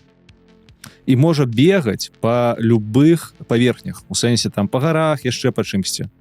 І вось нам гэта паказваюць. 5 метров в секунду хуткасць. Гэта вельмі хутка. І нам гэта паказваюць і кажуць, тыпу, ну, глядзіце, класны турызм у вас будзеце з сабакамі хадзіць. А я, прабачце, у гэтым бачу, што гэтыя сабакі будуць па Ўкраіне бегаць. Ці па Расіі будуць бегаць, ці па Пакістану, ці дзе ўгодна. Гэтыя сабакі будуць воеваць ужо заўтра. Ну, я себе не лічу вельмі моцным алярмістам, але мяне гэта крышачку пужае. Мы нібыта нам паказваюць ваенныя тэхналогіі, мы павінны такія лыбу давіць і казаць, ой, як круто, што мы гэтую сабаку можам да сябе набыць. Але нам яна не патрэбна, яна патрэбна толькі вайскоўцам. Ну, ці спасателям, окей, але колькі спасателяў, ратаўнікоў, колькі вайскоўцаў. Таму мяне пужае, скажем так. Вось. Просто шмат чаго з таго, што існуе ў гэтым свеце, яно выкарыстоўваецца таксама і ў арміі. Так, і мы ж не можам сказаць, што ну тады нічога не павінна існаваць, бо гэта можна выкарыстоўваць для вайны. Да гэтага можна па-рознаму ставіцца. Калі б мы ведалі, наколькі шырако, глядзіце, калі б мы ведалі, наколькі шырако сёння на войнах выкарыстоўваюцца беспілотнікі, ці з такой бы радасцю мы б набывалі гэтыя дроны там яшчэ 5 гадоў таму, я не ведаю. Я б, напэўна, не. Гэта крышачку нейкі, я не ведаю, пацыфізм можа быць. Хтосьці скажа, ну, канешне, лепей дроны, чым людзі, з аднаго боку. Але з іншага боку, ну, вось мы пакупалі ўсе DJI дроны, а зараз яны летаюць з аўтаматамі. Дзякуючы таму, што мы іх набывалі. Калі б мы іх не набывалі, яны б не ўвайшлі ў моду, і, можа быць, яны б не так хутка прыйшлі да нас у сферу ваенную. Не ведаю. Нейкую страшную будучыню намаляваў нам, хаця яна... Гэта не будучыня. Страшна. Мы жывем у свеце, калі застаецца літаральна невялікая колькасць месяцаў да першай атакі на дата-цэнтры. Ну, ладно, гэта ў мяне ўжо алярмізм падняўся, але цалкам, я думаю, што дата-цэнтры будуць хутка ваеннымі аб'ектамі, іх таксама будуць дронамі закідваць. Таму гэта такое, за гэта трэба сачыць. І сабакамі. Чаму не? Сабакамі. Тэхналогіі цікавыя, але... Ну так, я згодны. Пішыце, калі ласка, ваши меркаванні. Это добра ці не добра, ці павінны нам, ці патрэбны нам робасабакі на колах і так далей. Яшчэ одна навіна таксама пра робатаў, і я таксама вельмі раю адкрыць прынамсі спасылачку, паглядзець, як выглядае наступны робат. Гэта гуманоідны робат, але гэта першы ў свеце лятаючы гуманоідны робат. Яму чамусьці зрабілі вельмі крыповы дзіцячы твар, такі пластыкавы. І я не ведаю, тут, канешне, яны пішуць, што робат, прынамсі, пакуль падняўся на вышыню 50 сантыметраў, так, то бок літаральна там на трошкі адарваўся ад зямлі, і там цікава паглядзець, як ён выкарыстоўвае такія, як же гэта назваць, такія турбінкі невялічкія. Рэактыўны ранец. Ну так, гэта джетпак з GTA, вось, як ён падымаецца. Ну і кажуць, што можна выкарыстоўваць у зонах бедстваў, у таксічным асяроддзі, вось, і, канешне... У айцішцы, напрыклад. У айцішцы, так. Паджигаць. Так. Альбо, канешне, Лёша можа сказаць на вайне. Вось. Я так і скажу.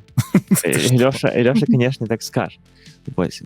Паглядзіце, гэта таксама нешта, над чым працуюць фірмы, так, то бок таксама нас чакаюць лётаючыя гуманоідныя робаты. Спадзяюся, ім прынамсі зробяць больш добры твар.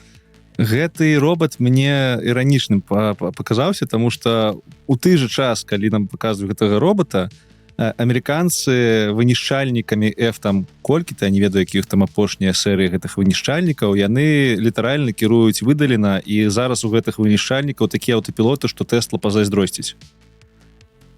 У нас лётаюць машыны для вынішчэння цэлых гарадоў з аўтапілотамі, якія проста людзьмі назіраюцца, а нам тут паказваюць нейкага робота, які, ой, узляцеў на 50 сантыметраў. Окей, дзякуй. Неяк. Так, ладно, у мяне з роботамі. У мяне ёсць добрыя прыклады, насамрэч. Так, ну-ка. Мне вельмі падабаюцца роботы, якія могуць нам з вами аблегчыць нашае жыццё. Такіх роботаў пакуль што мала, але яны пачынаюць з'яўляцца. Вось два прыклады. Першы робот ад кампаніі Figure AI, я зараз назву не ўзгадаю, навіна забыўся дадаць, але гэта гуманоідны робот, які навучыўся вельмі добра збіраць вопратку, складваць. Любую. Ён гуманоідны, ён падыходзіць да вашай там пральнай машыны, дастае гэтую вопратку і можа яе складваць. Вельмі круто. Калі ён будзе каштаваць, я думаю, ну ладно, паракошт пачакайце. І другі робот называецца Loki Robotics. Гэты робот можа вымываць любыя паверхні, пачынаючы ад сталоў, сканчваючы туалетамі, ваннамі і ўсім астатнім. І я падумаў, што вось за такіх роботаў я нават гатовы заплаціць і 2, 3, нават 4 тысячи $, калі там мяне і маю жонку ён пазбавіць ад неабходнасці там кожны тыдзень, а то і часцей мыць ванны, туалеты, я яго набуду. Вось сабака мне не патрэбна. Я ўжо сам неяк рюкзак свой данесу. А робот, які будзе складваць вопратку, гэта офігенна. Я б на яго грошы пасабіраў. Можа быць, нават машыну б сваю прадаў, каб такога робота набыць. Бо ён высвабодзіць шмат часу ў маім жыцці. Ты прям шмат складаеш а дзень. Ой, бляха, у нас гэта нейкая просто трындзец, гэта такі квест. Цікава, я Может, ты ніколі не шопаголік? задумываўся. Ну, Мы не шапаголікі, але ну вопраткі чамусьці шмат збіраецца. Мне яшчэ жонка любіць яе гладзіць. Я так да гэтага так себе Прасаваць. ставлюся. Прасаваць так. А яна прям памешаная. І ну гэта гадзіны 4 на тыдзень нам бы высвабадзіла. А 4 гадзіны на тыдзень, прабачце, гэта колькі 2-3% жыцця. Ну гэта круто. За гэта можна і заплаціць. ну так, я б хутчэй, канешне, за робота, які мые ванны, прыбіральні, і вось гэта ўсё. Это не маё любімае, канешне, занятак. Але клас, нарэшце нешта, што, магчыма, будзе менш выкарыстоўвацца на вайне. Хаця, Эміля, канешне, а ты таксама не было ёсць такіх туалет. роботаў ці не? Ці табе, ну, тыпу... А то мы тут сядзім, разважаем на гэта. А ты так маўчыш і не ведаю. Я просто таксама разважаю, ці яно мне Марыць трэба. Калі пра ты робота. сказаў, так, пра ўсіх магчымых роботаў, которые будуць рабіць за мяне ўсё. Я просто подумала, а што тады застанецца нам, ці застанецца хоць штосьці? Бо часамі, напрыклад, калі пра прасаванне размова, гэта ж дзесьці можа быць працэсам медытатыўным. Напрыклад, вось калі мы записываем падкасты, потым людзі слухаюць 2 гадзіны, то гэта ж не просто там сеў і слухаеш, і гэта, напэўна, штосьці яшчэ паралельна робіць. Ну, добра, можна ж пацыраваць. Паехала, пацыруеш сабе, ці медытацыяй займаешься, сядзіш там. Не, я ведаю жанчыну і мужчынаў нават, которым вось гэтая праца хатняя дзесьці дапамагае ў сэнсе як медытацыя. Вядома, ну не мыць прямо там прыбіральню до туалет ці ванну, наўрад ці гэта, але ўсё ж. Не, ну я люблю мыць посуд. Я люблю, вось у нас ёсць машына, якая моя посуд, але я, калі стамляюся ўвечары, я іду і мыю посуд, там паўгадзіны, магу гадзіну, просто руками, мне гэта падабаецца. Але, калі б мне быў выбар памыць посуд, ці пайти пашпацыраваць увечары, я б, напэўна, пайшоў пашпацыраваць, ну, шчыра. Ну, але ж ты можаш загрузіць посуду машыну і пайсці шпацыраваць. Ці я памыляюсь? Ну, тады я менш пашпацырую, чым хацеў бы, і трэба все роўна час на мыццё гэтай пасуды, на падрыхтоўку да машыны патраціць, таму лепей я ўжо па-мою. Я зразумею. Ну так, калі, канешне, гэта такая верагоднасць сапраўды ёсць, і на блізка ўсе гэтыя роботы будуць даступны, то я думаю, канешне, гэтым трэба карыстацца і рабіць рэчы, которые больш любіш. Я в задавальненне, мне ніколі не хапае часу на ўсё, што мяне цікавіць у гэтым свеце. Все Вы толькі не глядзіце рекламу, калі ласка, Локі Роботикса. Не глядзіце вельмі пільна, бо мне жонка паглядзела... Ты спецыяльна гэта сказаў? А, бляха, ладно. Спасылочка в описании. І што сказала жонка? Яна сказала, што яна не будзе яго набываць, таму што ён адной і той же тряпкай мое туалет і стол на кухні. Але там 2 розных тряпкі, калі прыглядзецца. Але гэта трэба вельмі добра прыглядзецца, а можа і адна, не ведаю. Ну, гэтага мы навучым робота. Ідзем далей з вами. Эмілія, настала твоя чарга. Моя навіна. Навіна. Распавядай пра тэхналогіі. О, яна класная. Яна для мяне гэта штосьці з фантастыкі навуковай. Гэта пра тое, што навукоўцы Шатландыі ствараюць суперслыхавыя акуляры, якія маюць убудаваную камеру для счытвання рухаў вуснаў. Аўдыё адпраўляецца на серверы ў воблаку, дзе штучны інтэлект вычышчае голас шуму і вяртае яго амаль імгненна дзякуючы 5G. То бок мы ведаем звычайныя слыхавыя апараты, так? А тут ёсць яшчэ камера, і плюс гэта ўсё ў рэальным часе вычышчаецца ад лішняга шуму, і карыстальніку перадаецца толькі патрэбная інфармацыя, вось дзякуючы такой тэхналогіі. Круто. Класна, што вось такое выкарыстанне штучнага інтэлекту, яно настолькі гэта добры прыклад выкарыстання штучнага інтэлекту і можа дапамагчы такой вялікай колькасці людзей. Дарэчы, у навіне напісана пра Великабрытанію чамусьці. У сэнсе, што тэхналогія асабліва актуальна для больш за 1 мільёна дарослых у Великабрытаніі, якія маюць цяжкасці са зносінамі за страты слыху. Хаця мне падаецца... Мільён. Так. Лёш, пытанне да цябе. Як такія акуляры можна будзе выкарыстоўваць на вайне? Што? Цяпер жа кожную навіну давай падганяць. Не, ну акуляры насамрэч, гэта выдатная штука. Я таксама, дарэчы, чакаю, таму што у меня са слыхам ёсць пэўныя праблемы, якія фізіялогіяй выкліканы. Вось я б, можа, нават і скарыстаўся нейкай будучыні. Але я часам бачу людзей у метро ці у грамадскім транспарце, якія ходзяць з імплантамі слыхавымі. Можа, вы бачылі сучасныя імпланты слыхавыя, гэта пласціны, якія зашываюцца пад чэреп, на кару галаўнога мозгу, наколькі я разумею, ці на костку, можа, памыляюся. І натуральна у іх проста з галавы са скуры выходзіць правадок і даходзіць да вуха. І гэта ўжо нібыта звычайная рэч у Еўропе такія імпланты ставіць. Клас. І я просто прачытаў, як яны працуюць, і я такі, гэта фантастыка. А тут Эмілька скідывае гэтую навіну пра акуляры, і гэта ўжо акуляры робяць. І мне неяк незвычайна жыць у гэтым свеце, дзе такія з'яўляюцца гаджеты. Мне падаецца, што нам вельмі сильна пашчасціла жыць у той час, калі можна такімі гаджетамі карыстацца, можна выправіць свой слых, можна выправіць там, не ведаю, сабе плячо, нос, все гэта робіцца без болю, пад анестэзіяй. Вам не падаецца, што нам вельмі пашанцавала? Ніхто раней за нас так не жыў. Зубы можна лічыць без болю. Гэта же просто трындец. Так. Я яшчэ вельмі... Дарэчы, Кажы, я потом скажу.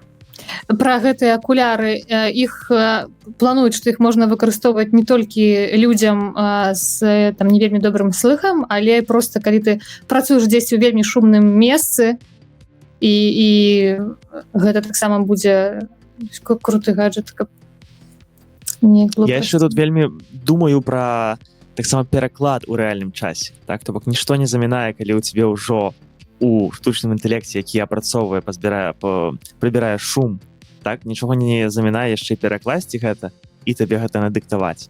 Я насамрэч вельмі хацеў бы мець такі дэвайс. Я ўжо чытаў пра там у AirPods, што такія калісьці дадуць, так. Вось гэта пераклад у рэальным часе. Гэта, канешне, моя мара. Вось вандруеш, і часам, канешне, было б вельмі зручна. Так ChatGPT можа рабіць пераклад у рэальным часе ўжо. Можа і можа, але все роўна трэба дастаць телефон, націснуць на кнопку, так, там нешта, каб яно сказала. Карацей, пакуль форм-фактор мне не падыходзіць. Мне падыходзіць, што я іду па вуліцы у навушніках ці там, не ведаю, у акулярах сонечных, так, я кагосьці сустрэў, сказаў, мне адразу хуценька все гэта вушка нагаварыла, то бок.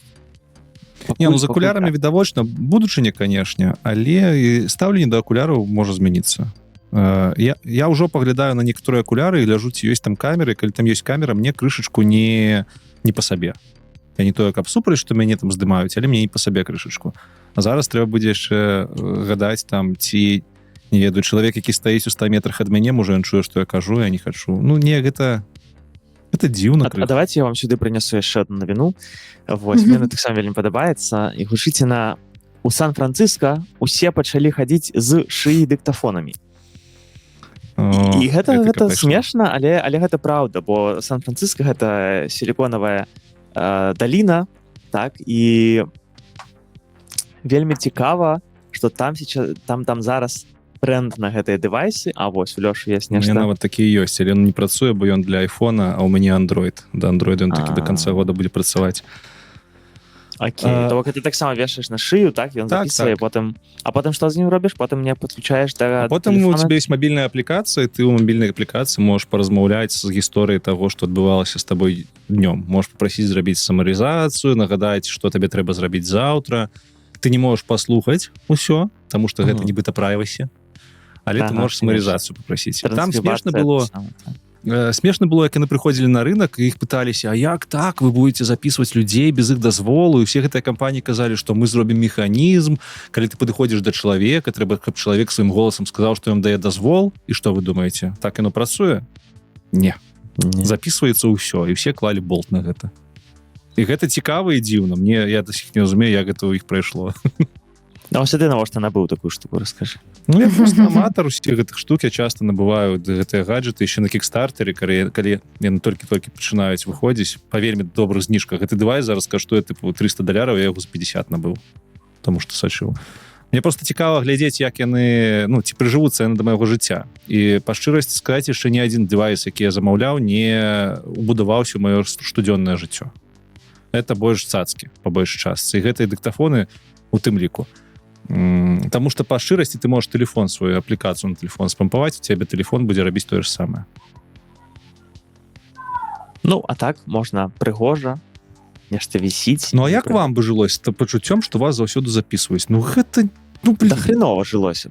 Хреново. Я думаў про Такая гэта. рэжым самацэнзуры. Так, Ну. я б не хацеў, канешне, бо нават калі б я сказаў зараз, да мне не важна, я кажу, што хачу, бо жыву ў вольнай краіне, все роўна, канешне, падсвядома я б трошкі парыўся, так думаў бы пра гэта, ага, зараз скажу, а потым гэта неяк выкарыстаюць. Ну, Не, ну, зразумела, у судах гэта выкарыстаць нельга, таму што ты павінен папярэдзіць чалавека, але ўсё роўна гэта могуць апублікаваць, ты можаш рызыкаваць сваёй там рэпутацыі. Што далёка хадзіць, у нас у беларускай суполцы кожны месяц такое адбываецца, мовна кажучы. Ну і на халеру мне гэта надо. Буду бачыць чалавека з такім кулонам, но буду просто больш сціплым. І каму ад гэтага лепей будзе. Ну і там праблема ў тым, Грамадства. што гэта не толькі кулоны, гэта яшчэ і бранзалеткі, там яны чаго толькі не напрыдумалі. У мяне сусед, больш літаральна в суседнім доме, ён сабе набыў такую штуку, і гэта на iPhone такая ззаду на магніце штука. Ніколі ўвогуле не здагадаешся, што яна таксама тебе піша. Вот, Ведаеце, у гэтым ёсць цікавыя юзкейсы, пра якія мала хто кажа. Чамусьці, я нават не разумею чаму. Ось робатаксі мы сёння, напэўна, уже не ведаю, ці будзем абмяркоўваць ці не, але адзін з юзкейсаў робатаксі ў сіліконавай даліне тое, што падлеткі дзяўчыны выкарыстоўваюць яго вельмі шмат, таму што гэта вельмі бяспечна. Ездзіць таксі без вазіцеля, асабліва калі ты едзеш з вечарыны. Без мужика, так. Тое ж самае з гэтымі бранзалетамі, якія записваюць усё. Гэта же вельмі круты бы быў юзкейс, каб, напрыклад, жанчыны яго насілі як адно са сродкаў забеспячэння бяспекі. Таму што там шыі-мадэль, калі б яна гэтая шыі-мадэль адчувала, што нешта не тое адбываецца, яна магла б, напрыклад, там тэлефанаваць даверенаму кантакту, ці проста гэта захоўваць і потым выкарыстоўваць там у судзе тым жа. Але чамусьці пра такія юзкейсы ніхто не кажа. Усе кажуць: "О, буду записываць, размаўляць з тым, што я днём рабіў". Ну, дзякуй. І што з гэтага? Што ты лепшым чалавекам праз гэта станеш? Ну, больш эфектыўным. У сіліконавай даліне важна быць эфектыўным. Ты ж памятаеш пра гэта. Але класна, што ты падняў гэтыя тэмы, насамрэч, вось я не падумаў пра гэта.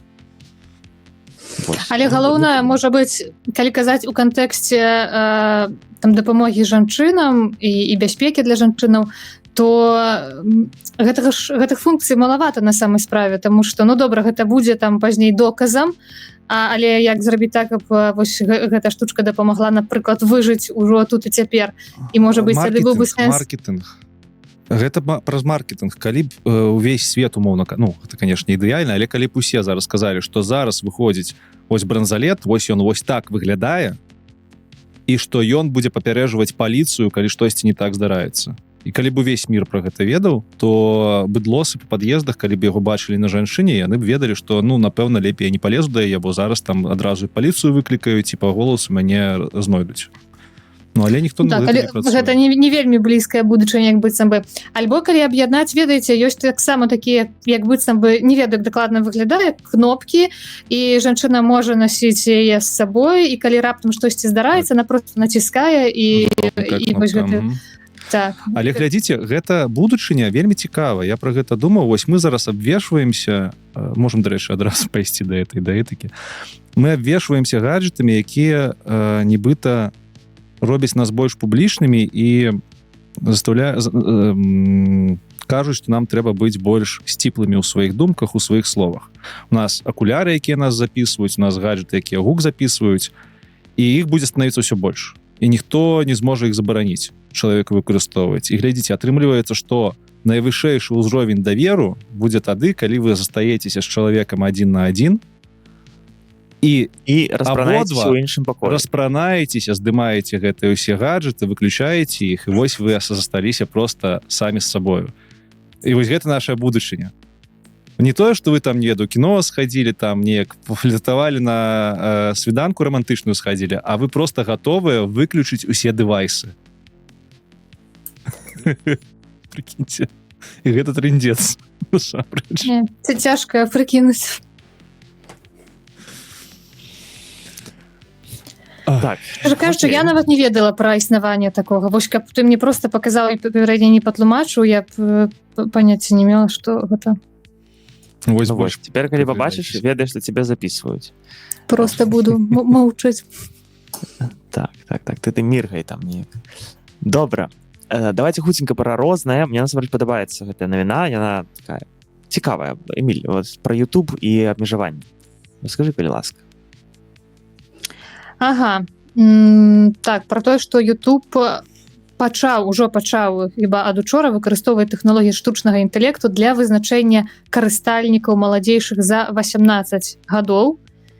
Так, а гэта ад 13 жніўня, 13 учора было. Угу. Слухайте, а што нельга глядзець YouTube до 18 гадоў?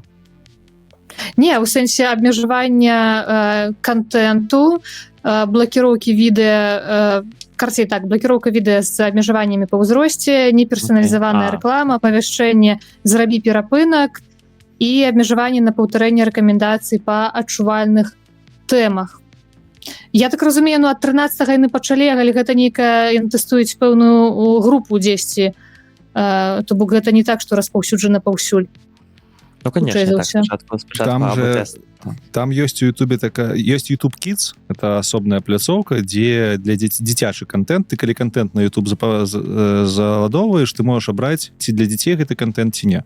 Калі ты абіраеш, што ён для дзяцей, то ён публікуецца на YouTube Kids, па-першае, а па-другое, ім не можа быць ніякай рекламы, той бок на гэтым контенце не зарабляецца грошы, і там з рэкамендацыямі штосьці таксама сваё. Вось, і праблема ў тым, што бацькі даюць свае аккаунты дзецям, і дзеці тыпу карыстаюцца Ютубам, і там глядзяць нейкія ролікі, дзе мацюкаюцца і, не ведаю, паказваюць якія-небудзь забойствы, што дзецям па меркаванню Ютуба глядзець не трэба. Можа быць, вось для такіх кейсаў яны могуць выкарыстоўваць гэтыя алгарытмы ў будучыні. Ну, цікава. Мне насамрэч падабаецца. Як калі ты уяўляеш, што калі маеш дзяцей і як это можа адбіцца такім у добрым ключу, то, канешне, файна. Цікава, у такім выпадку там якія былі пабмежаванні, на які контент, то бок дзе гэтая мяжа, што можна паказваць дзіцяці, а што не, ну, то бок, вядома, там парнаграфічная і гэтак далей, окей, а ўсё астатняе, напрыклад, там кліпы Little Big. То бок дзеці вельмі любяць кліпы Little Big чамусьці. Ну, это гвалт. Там парнаграфіі на Ютубе няма. На Ютубе ёсць навучальныя ролікі, напрыклад, як, не ведаю, сцэжваць малако з грудзі, ці як рабіць інтымныя стрижкі. Гэта лічыцца адукавальным контентам, адукацыйным. І яго дзецям таксама не трэба паказваць. Добра, а эратычная? Эротыка ёсць, так. Ты калі відос запамповаеш, там табе прапаноўваюць абраць, ці ёсць у цябе ў роліку грубая лексіка, гвалт, потым эротыка, потым, калі я правильно памятаю, штосьці з палітыкай звязана, трэба глядзець. Вось гвалт, эротыка і абурэнні усялякія і словы недазволеныя, гэта дакладна ёсць, калі ты кожны ролик загружаеш, ты пагаджаеш, што ў цябе гэтага няма. Калі ў цябе штосьці з гэтага ёсць, ты прям галкамі адмічаеш, і тады твои ролики будуць рэкамендавацца па іншых алгарытмах. Па-першае, у іх не будзе рэклама некаторых брэндаў, бо брэнды не ўсе хочуць в такіх роликах удзельнічаць. Па-другое, гэтыя ролики не будуць паказвацца адпаведна там асобам малодшым за 18 гадоў, часам 21, калі алкаголь, напрыклад, у цябе ёсць. Шмат такія краіны не дазваляюць до 21 года рэкламу гэтую паказваць. Вось такія абмежаванні. Цікава. І потым YouTube правярае. Так, то бок ты мог не адзначыць, але калі потым алгарытм YouTube знойдзе, правярае, калі ён бачыць, што там гэта ёсць, то табе можа прыляцець за гэта крышачку за каўнер заляцець. Вось. З ковідам яны ў свой час вельмі абмяжоўвалі відосы. Лёш, а раскажы, калі ласка, пра твой любімы сайт таксама, бо там таксама нешта адбываецца. Так мы ж ужо ведаем. Ну, гэта ўжо жартней. Ну, не мой любімы, але карацей, у Брытаніі вельмі падобны закон увялі, як і YouTube, яны пачалі за дапамогай шыі адсочваць узрост людзей, якія наведваюць сайты для дарослых. Прыватнасці Pornhub, Xhamster і іншае. І раней гэта як было, ты заходзіш на гэты сайт, тебе там такі папапчик выскаквае, там напісана, а вам дакладна ёсць 18, і ты такі падлетак 14 гадоў, мне ўсё 46, канешне, пагналі, давайте мне усе відосы гэтага міра. Ось, а зараз яны шыі выкарыстоўваюць, калі шыі не атрымліваецца распазнаць, то просяць дакументы. У Брытаніі з гэтым вось так жорстка паступілі. І атрымалася, што гэта працуе, бо літаральна за 2 тыдні трафік на гэтыя сайты амаль што напалову знізіўся. Вось. Як мне падаецца, трэба цяпер гадоў 5 пачакаць, паглядзець, наколькі злымі вырастуць падлеткі. Ці не злымі, можа, наадварот, хто ведае. Але вось, у Брытаніі гэта працуе. Ну, там яшчэ кажуць, што VPN пашырыліся. Выкарыстанне VPN-аў праз іншыя краіны, каб можна было гэта ўсё глядзець, ну гэта зразумела. То бок насамрэч абысці гэта вельмі проста. Любы VPN уже дазволіць вам абысці. Ідзем далей. Такія навіны. Стартап беларусаў трапіў на экраны Таймс-сквер. Ну, клас. Там іх абклалі лайном на Девбай, дзе пра гэта пісалі. У каментарах напісалі, што бляха, гэтая реклама на Таймс-сквер каштуе там $5000 за 15 секунд кожную гадзіну. То бок не так шмат для стартапа. Але слухайце, нават калі яна столькі каштуе, калі ў цябе ў цэнтры міра на билбордзе напісана там зараз... Ты памятаеш, што там было напісана? Belarus-born, Hollywood-bound. Так, Belarus-born, Hollywood-bound. Ну, офігенна ж. Гэта кампанія, якая дапамагае графіку рабіць, не графіку, монтаж для голливудскіх фільмаў. Сцэнарый. Вось. І яна такая, типу, Беларусі народжаная, Голливудам захоплена, взятыя. Офігенна. Нават калі гэта 5 так, тысяч коштавала. За што накідалі? Ну, то бок, у сэнсе, што гэта... Любы можа, амаль што? Нібыта яны просто за Тана зрабілі навіну, про якую зараз уся Беларусь кажа. Ну, все беларускія СМІ напісалі. Яны просто там заплатілі $5000 для того, каб все беларускія СМІ про гэта напісалі. І шмат хто і напісаў. Але ну нават калі так, офігенна. Я б калі на Таймс-сквере побачыў Беларусь на моніторы, я б просто прыгаў, плясаў, фоткаў, ва ўсіх соцсетках выкладаў. Офігеть. І, магчыма, пусціў слезу яшчэ. Конечно. Ну так, ну тут яшчэ просто відэа на гэтай плошчы пачынаецца з цытатай з Джона Уіка таксама, так? І гэта штосьці, што ведаюць в Амерыцы, так? І што там, Child of the Belarus, штосьці там... Баба Яга, Child of the Belarus, так. І яны яшчэ да гэтага зрабілі здаравенны блог артыкул у сябе на сайце, на які вядзе гэта реклама, дзе напісалі пра самыя яскравыя з'явы беларушчыны ў фільмах Голливуда. На ангельскай мове класны артыкул на 10 минут чытання, я прям з задавальненнем прачытаў. Вельмі класна. Пашыраем Беларусь на ангельскамоўную прастору. Ну, не бачу ніякіх мінусаў абсалютна. Малайцы, дзякую ім, што зрабілі, што падкрэслілі, што яны беларусы. А мы ідзем далей. Бо у нас ёсць яшчэ беларусы. А я думала, Лёша яшчэ зробіць гэты гук такі... Лёша, давай гук. Ей! Емілія сёння кайфуе. Мне падабаецца. Але у нас сёння шмат беларусаў, і ў тым ліку у нас ёсць нашыя усім вядомыя, я спадзяюся, беларусы, Крамбамбуля, такі гурт, які зрабіў свой першы, я думаю, шыі-кліп. Вось, які называецца «Толькі перамога». Вось, і напісана Official Movie by Alex Wine. Бок, нейкі Алекс Wine, я не думаю, што гэта рэальнае імя, зрабіў Крамбамбулі кліп. Паглядзіце, цалкам згенераваная штучным інтэлектам, намаляваны Лявон Вольскі, намаляваныя гітарысты, агулам увесь склад Крамбамбулі, і гэта глядзіцца вельмі смешна, я б так сказал. Ну, в інтэрнетах напісалі, што крынж і піпец, і што якасць, ну, якасць трындзец. Я глядзеў у Твіттары абмеркаванне, што, тыпу, фу, гэта не ўзровень НРЭМа. Ну, па шчырасці, з кропкі гледжання там выкарыстання шыі-сервісаў зроблена нядрэнна насамрэч. Канешне, можна было б там і па-іншаму гэта зрабіць, але мне спадабалася, хоць і выглядае гэта як шыі-генерацыя. Мне вельмі спадабаўся Вольскі в образе Энакіна Скайуокера. Ось, ён прям нармалёва кладзецца. Я паглядзеў фільм, дзе ён грае там уже такога сталага Энакіна. Вельмі круто было. Гэта таксама здарыцца, я думаю, яшчэ. Абсолютно при нашым жыцці.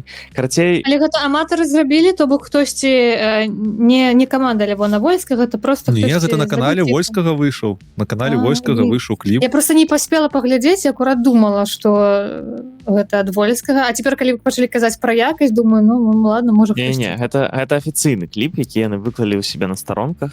Вось. І мне, насамрэч, так, можа, там якасць дзесьці... Ой, боже.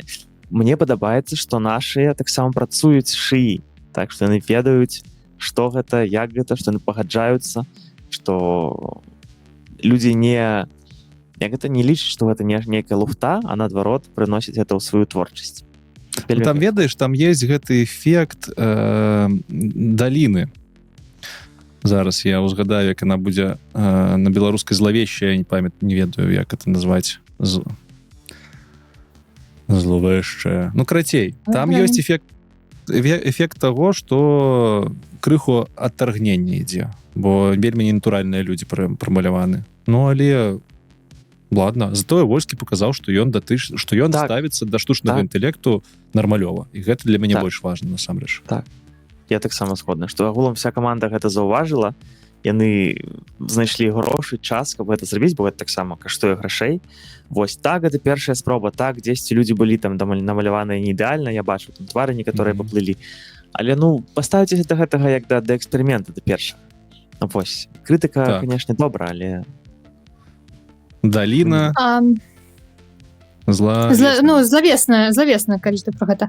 А я хацела спытаць, Алёш, калі б то ў цябе, ну, то бок ты ўжо зрабіў адзін таксама кліп, калі б да цябе звярнуліся які-небудзь там выбітны беларускі музыка і з просьбай дапамагчы з гэтым, то ці згадзіўся бы ты?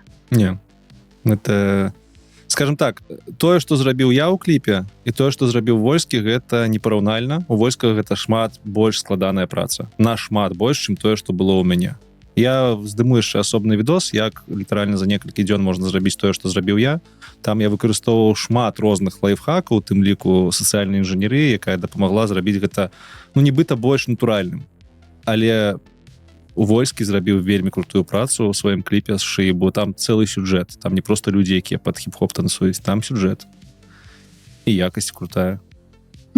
Цікава, трэба глянуць. Дарэчы, я паказала твой кліп адной асобе, і просто як кліп вось там паглядзелі, і гэта асоба не зразумела, што гэта зроблена штучным інтэлектам. То бок там, калі чалавек не ў тэме, калі няма гэтай крытычнасці, ты не думаеш увесь час, ці гэта зроблена чалавекам ці штучным інтэлектам, то выглядае цалкам натуральна. І калі я напрыканцы сказала, што гэта штучны інтэлект, і бачыш, так, вау. Розныя мэты. Я кліп рабіў метанакіравана, каб ён выглядаў, нібыта гэта натуральны кліп. А Вольскі же рабіў фантастыку. Там, ну, ён у космосе лётае па сюжэту гэтага зорных войн. Зразумела, што гэта будзе зразумела адразу, што гэта шыі, наўрад ці Вольскі. Так, але не параўноўваючы, у сэнсе, што просто цікава. Клас. Эмілія, што там з цытаваннем навін? Што здарылася? Ой, вось таксама добрая навіна нам для таго, каб мы акурат такі развівалі гэтую крытычнасць да ўсяго, што нам выдае штучны інтэлект. Карацей, штучны інтэлект вельмі дрэнна цытуе навіны. Было даследаванне, якое паказала, што 8 папулярных чат-ботаў, у тым ліку ChatGPT, Gemini і DeepSeek, даюць няправільныя спасылкі, пра што мы сёння таксама узгадвалі, ці цытаты больш чым у 60% выпадкаў. Прычым платныя мадэлі, вось таксама пра тое, што казалі, яны робяць гэта вельмі упэўнена, як быццам бы ведаюць дакладна. Хаця насамрэч не. Так, і пра лічбы яшчэ на розных платформах узровень недакладнасці адрозніваўся. Perplexity адказваў няправільна на 37% запытаў, у той час як Grok меў значна больш высокі ўзровень памылак, 94% запытаў. Беларусы. Вось. І, напрыклад, ChatGPT няправільна ідэнтыфікаваў 134 артыкулы, але паказаў на адсутнасць упэўненасці толькі 15 разоў з 200 адказаў. Вось. Так, таму, калі ласка, пераправярайце, сачыце, бо я могу... Пераходзьце па спасылках і шукайце першакрыніцы. Так, бо я таксама... Так, кажы. Давай, ты скончвай свою думку. Так, бо мы таксама самарызуем часам тут артыкулы, так, па нашай... Андрусь дапамагае. Так, у нас ёсць такі кастом GPT, які называецца Андрусь, вось які можна закінуць спасылачку, ён даст тебе самарызацыю, але я таксама гэта рабіў там да Андруся яшчэ там сам. І, канешне, я таксама часам бачыў нейкую лухту. Таму, калі ласка, нават калі так, то пачытайце, што хаця б прыкладна аб гэтым. А мяне уцешыла, парадавала, абрадавала тое, што самы маленькі адсотак памылак у Perplexity. Ну, Мгм. па-першае, канешне, таму што там CTO наш беларус, а па-другое, таму што мне часта кажуць, навошта Perplexity, калі ёсць Google, ChatGPT і астатняе. Насамрэч атрымліваецца, што калі кампанія хоць і штучна-інтэлектуальная, але працуе менавіта над якасцю пошука, то і галюцынаванне ў яе менш за ўсё. Таму калі вам патрэбен пошук, Perplexity гэта лепшае, што вы зараз можете сабе дазволіць. Круто. Дарэчы, гэтае тэставанне літаральна працягвае нядаўняе даследаванне, дзе сцвярджалася BBC, дзе сцвярджалася, што чат-боты скажаюць больш за палову навін, толькі там гаворка ішла пра змест, а тут менавіта пра цытаванне і спасылкі. Так што трэба быць уважлівымі. Так, пераходзім з вами да апошняй на сёння секцыі, якая называецца этыка. У нас літаральна некалькі хуценькіх навін. Хаця мы кожны раз амаль што не абмярковаем, так ці інакш упіраемся ў гэтую этыку. Так, без Ну, этыкі так, складана ў гэтым жыцці, бо гэта нешта зусім новае, з чым мы дагэтуль не сутыкаліся. Першая навіна, яна гучыць так. Фанаты Claude, напомню, што гэта адна з мадэляў кампаніі Anthropic, пра якую Мы думалі, Мане. казалі. А мы думалі Мане. Так, гэта не Мане і не Моне таксама.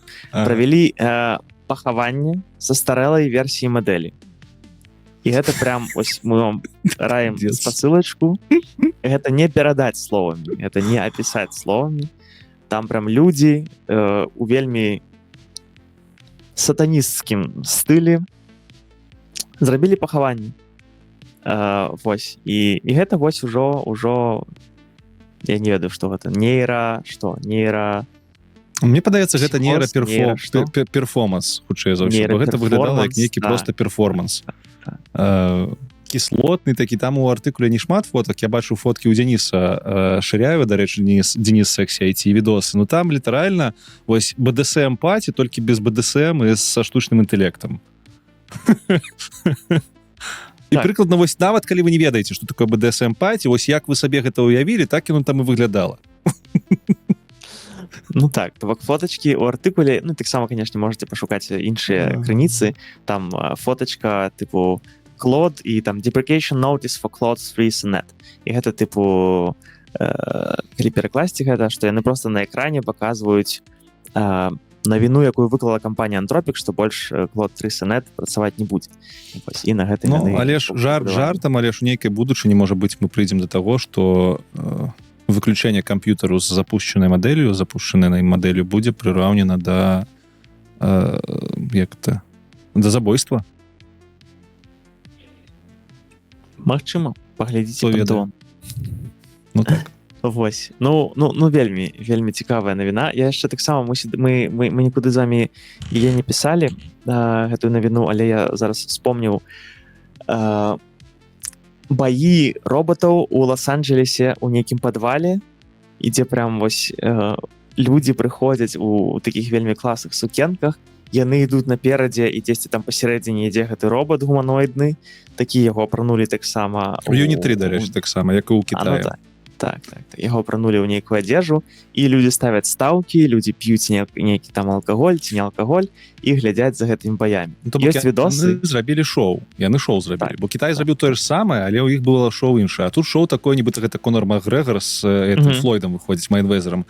Я сябе злавіў на думцы цікавай, што я б не глядзеў на то, як гэтыя роботы б'юцца, але мне цікава было паглядзець, як з гэтым робатам чалавек б'ецца. Я пра гэта падумаю, потым такі, бляха, пра што я думаю? Пра такое нельга думаць. Але гэта было б цікава. Але я думаю, Макгрэгор што супраць робота. паразмаўляем праз год. Вось. Ну, так. Яшчэ цікавая навіна таксама. Я таксама раю вам паглядзець, хутчэй адкрыць спасылку. Значит, сэнс такі. Адзін CNN, як гэта журналіст, былы, вось яго зовут Джим Акоста, і ён зрабіў інтэрв'ю з шыі-аватарам скул-шутера. Это чалавека, хлапца, які расстраляў дзяцей у школе. Вось, і ён зрабіў з ім тыпу інтэрв'ю і, канешне, прыцягнуў шмат увагі і яшчэ больш крытыкі. Вось. Мы з вами таксама абмяркоўвалі калісьці шыі-аватары на пахаваннях, так, і як людзі кахаюць шыі-аватараў. вось вам яшчэ прыклад таксама вельмі кантраверсійны, як Это цікава. Я нешта не знайшоў гэта інтэрв'ю, але можа яго ўжо выдалілі адсюль. ну а что тут Вось. такога? Что тут такога? Ну мне падаецца, што яно напэўна было б нейкае незграбнае, сумнае. Ну гэта ж і аватар, гэта просто мадэль, якая там рухае губамі і адказвае так же, як адказвае ChatGPT. Што ў гэтым такога неэтычнага? Ну напэўна асоба чалавека, з якім зрабілі вывед. Не вывед, як Мне это нават з тэхнічкай трэба паглядзець гэта інтэрв'ю, бо мне з тэхнічнай кропкі гледжання цікава даведацца, як яны якую яны сетку выкарыстоўвалі, якая спакойна размаўляла пра скул-шутінг, бо напэўна ChatGPT не будзе з табой размаўляць ад імя скул-шутера. Дакладна не будзе. Можа грок які? Цікава. Магчыма, так. Ну калі думаем пра мадэлі без абмежавання, мы канешне размаўляем пра грок. І апошняе на сёння, я не ведаю, чаму я зараз усміхаюся, бо у нас там навіна даволі сумная. Значыцца, гучыць на так. Мужчына рабіў тое, што яму кажа ChatGPT і атруціўся. Вось. І сэнс у тым, што там напісана мужчына 60 год, яму доктар сказаў, што трэба есці менш солі. Ну і он піша, мне трэба есці менш, што там, натрій хларид, як там соль называецца, правильно. Натрій хлор, ну карацей. І ChatGPT кажа, так, канешне, без праблем, замяніце яго на натрій бром. Ён такі, добра, канешне, все без праблем, замовіў онлайн натрій бром і дадаваў сабе ў ежу. Цягам 3 месяцаў. Это ж бромная кіслата, напэўна, соль бромнай кіслаты, штосьці такое. Так.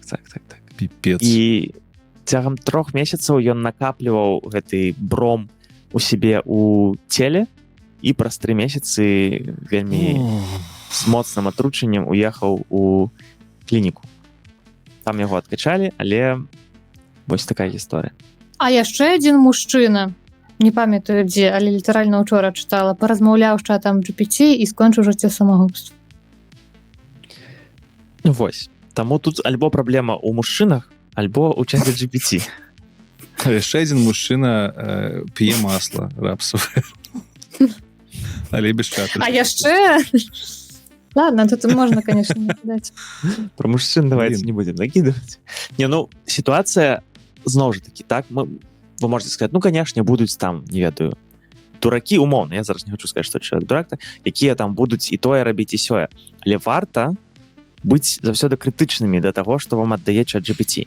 Часам, праз тое, што не хапае часу, праз ляноту, не ведаю, яшчэ пра штосьці можна просто хуценька спытаць, атрымаць адказ і просто зрабіць так, як тебе сказаў ChatGPT. Але бачыце, часам гэта можа быць вельмі небяспечна. Ну, калі ты нешта не разумееш у прыватнасці пра медыцыну і пытаешься ў ChatGPT парады, то заўсёды гэтую параду пераправяраеш са спецыялістам, просто схадзі на прыём, заплаці там гэтых 20, 30, 40 $, але ты будзеш упэўнены, што ты сам себе не пазбавіш здароўя.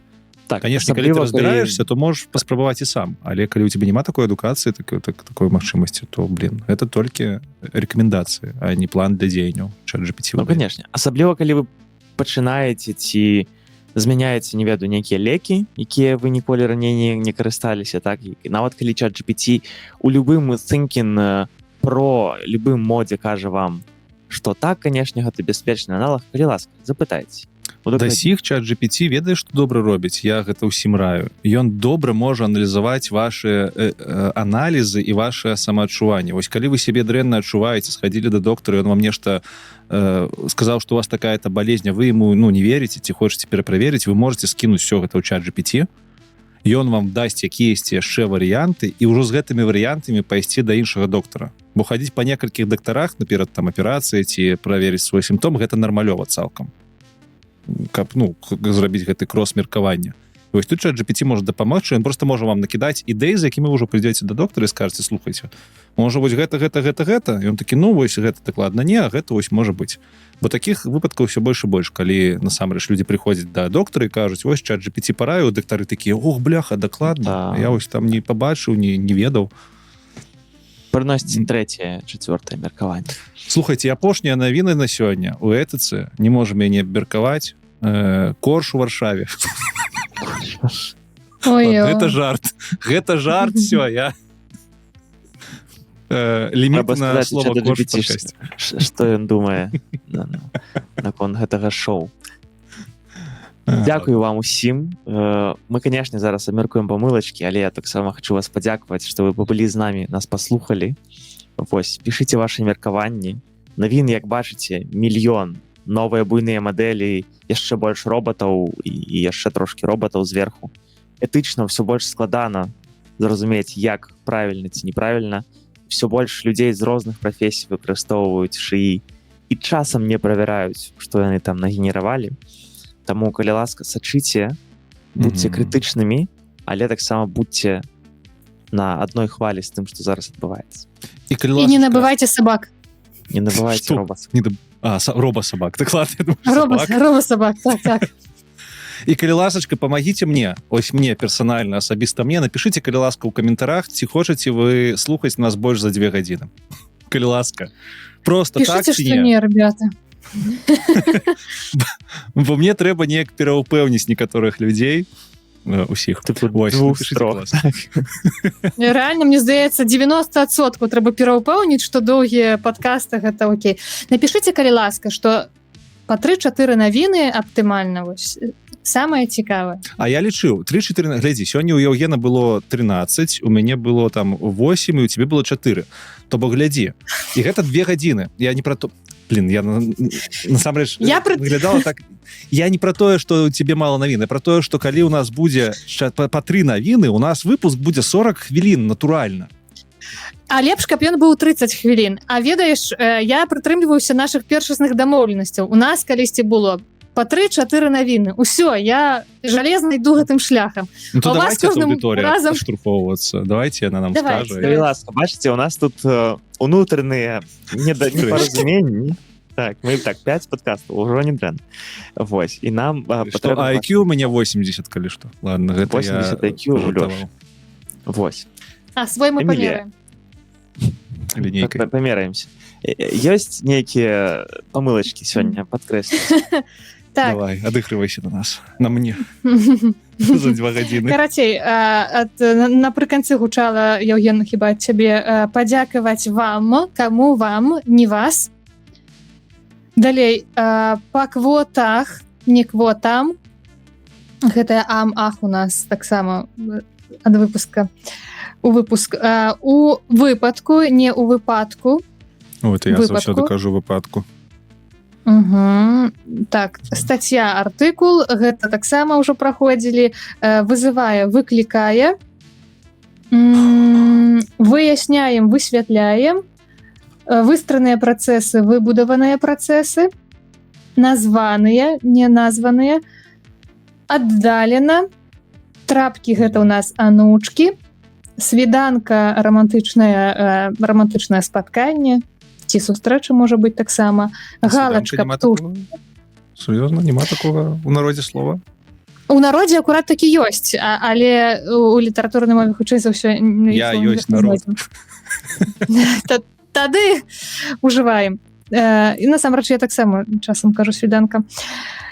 Галачка, птушачка, злавещий, злавесны, чаго грошай, не грашэй, уцешаны, усцешаны. І яшчэ ўзгадаю пра у цэлым у значэнні агулам, было ў каментарах у папярэднім выпуску.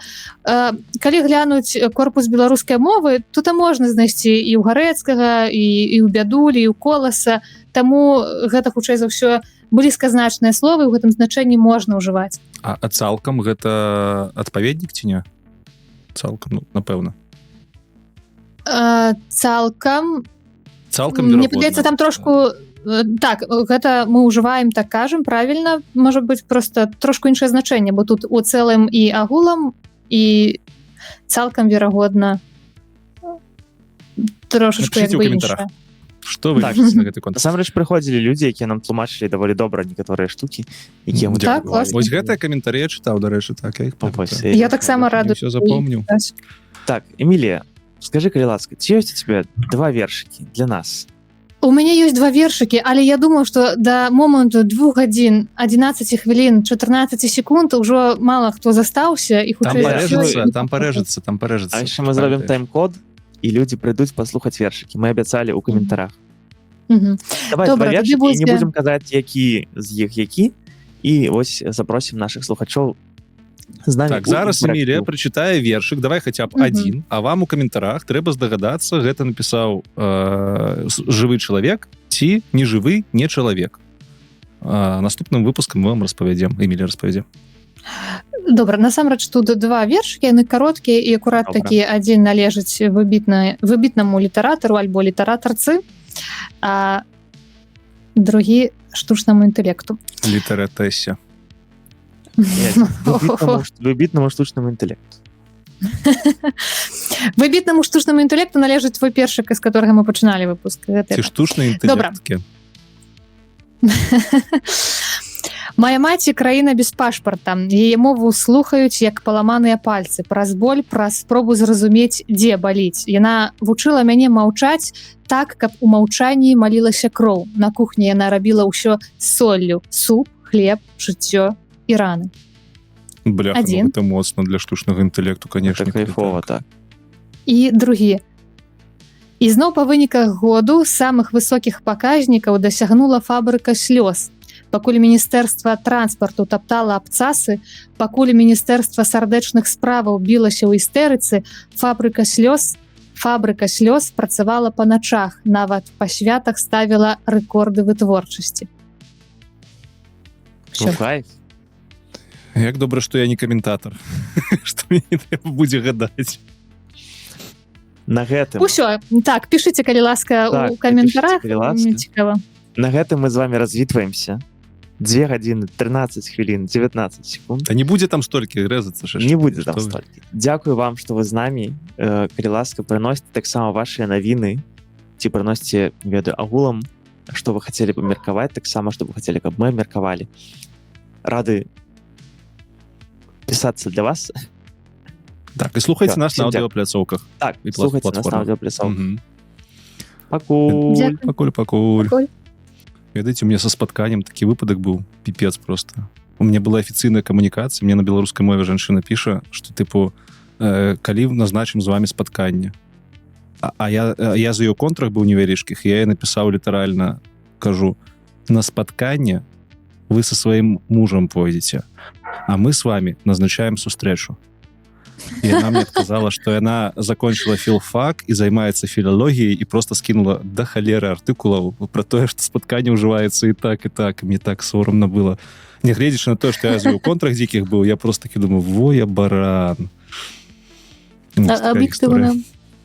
Але ведаеш, я думала, што гэта гісторыя будзе, ты пераблытаў спатканне і напісаў ей там: пойдзем з вами на свіданку, бо ты казаў, што ты ўжываеш гэта слова, і так думаю, ну было б таксама няёмка. Так. У сэнсе думаючы, што гэта можа быць не ў рамантычным сэнсе. Ну я бы так мог. Ну все, стапую. Давай.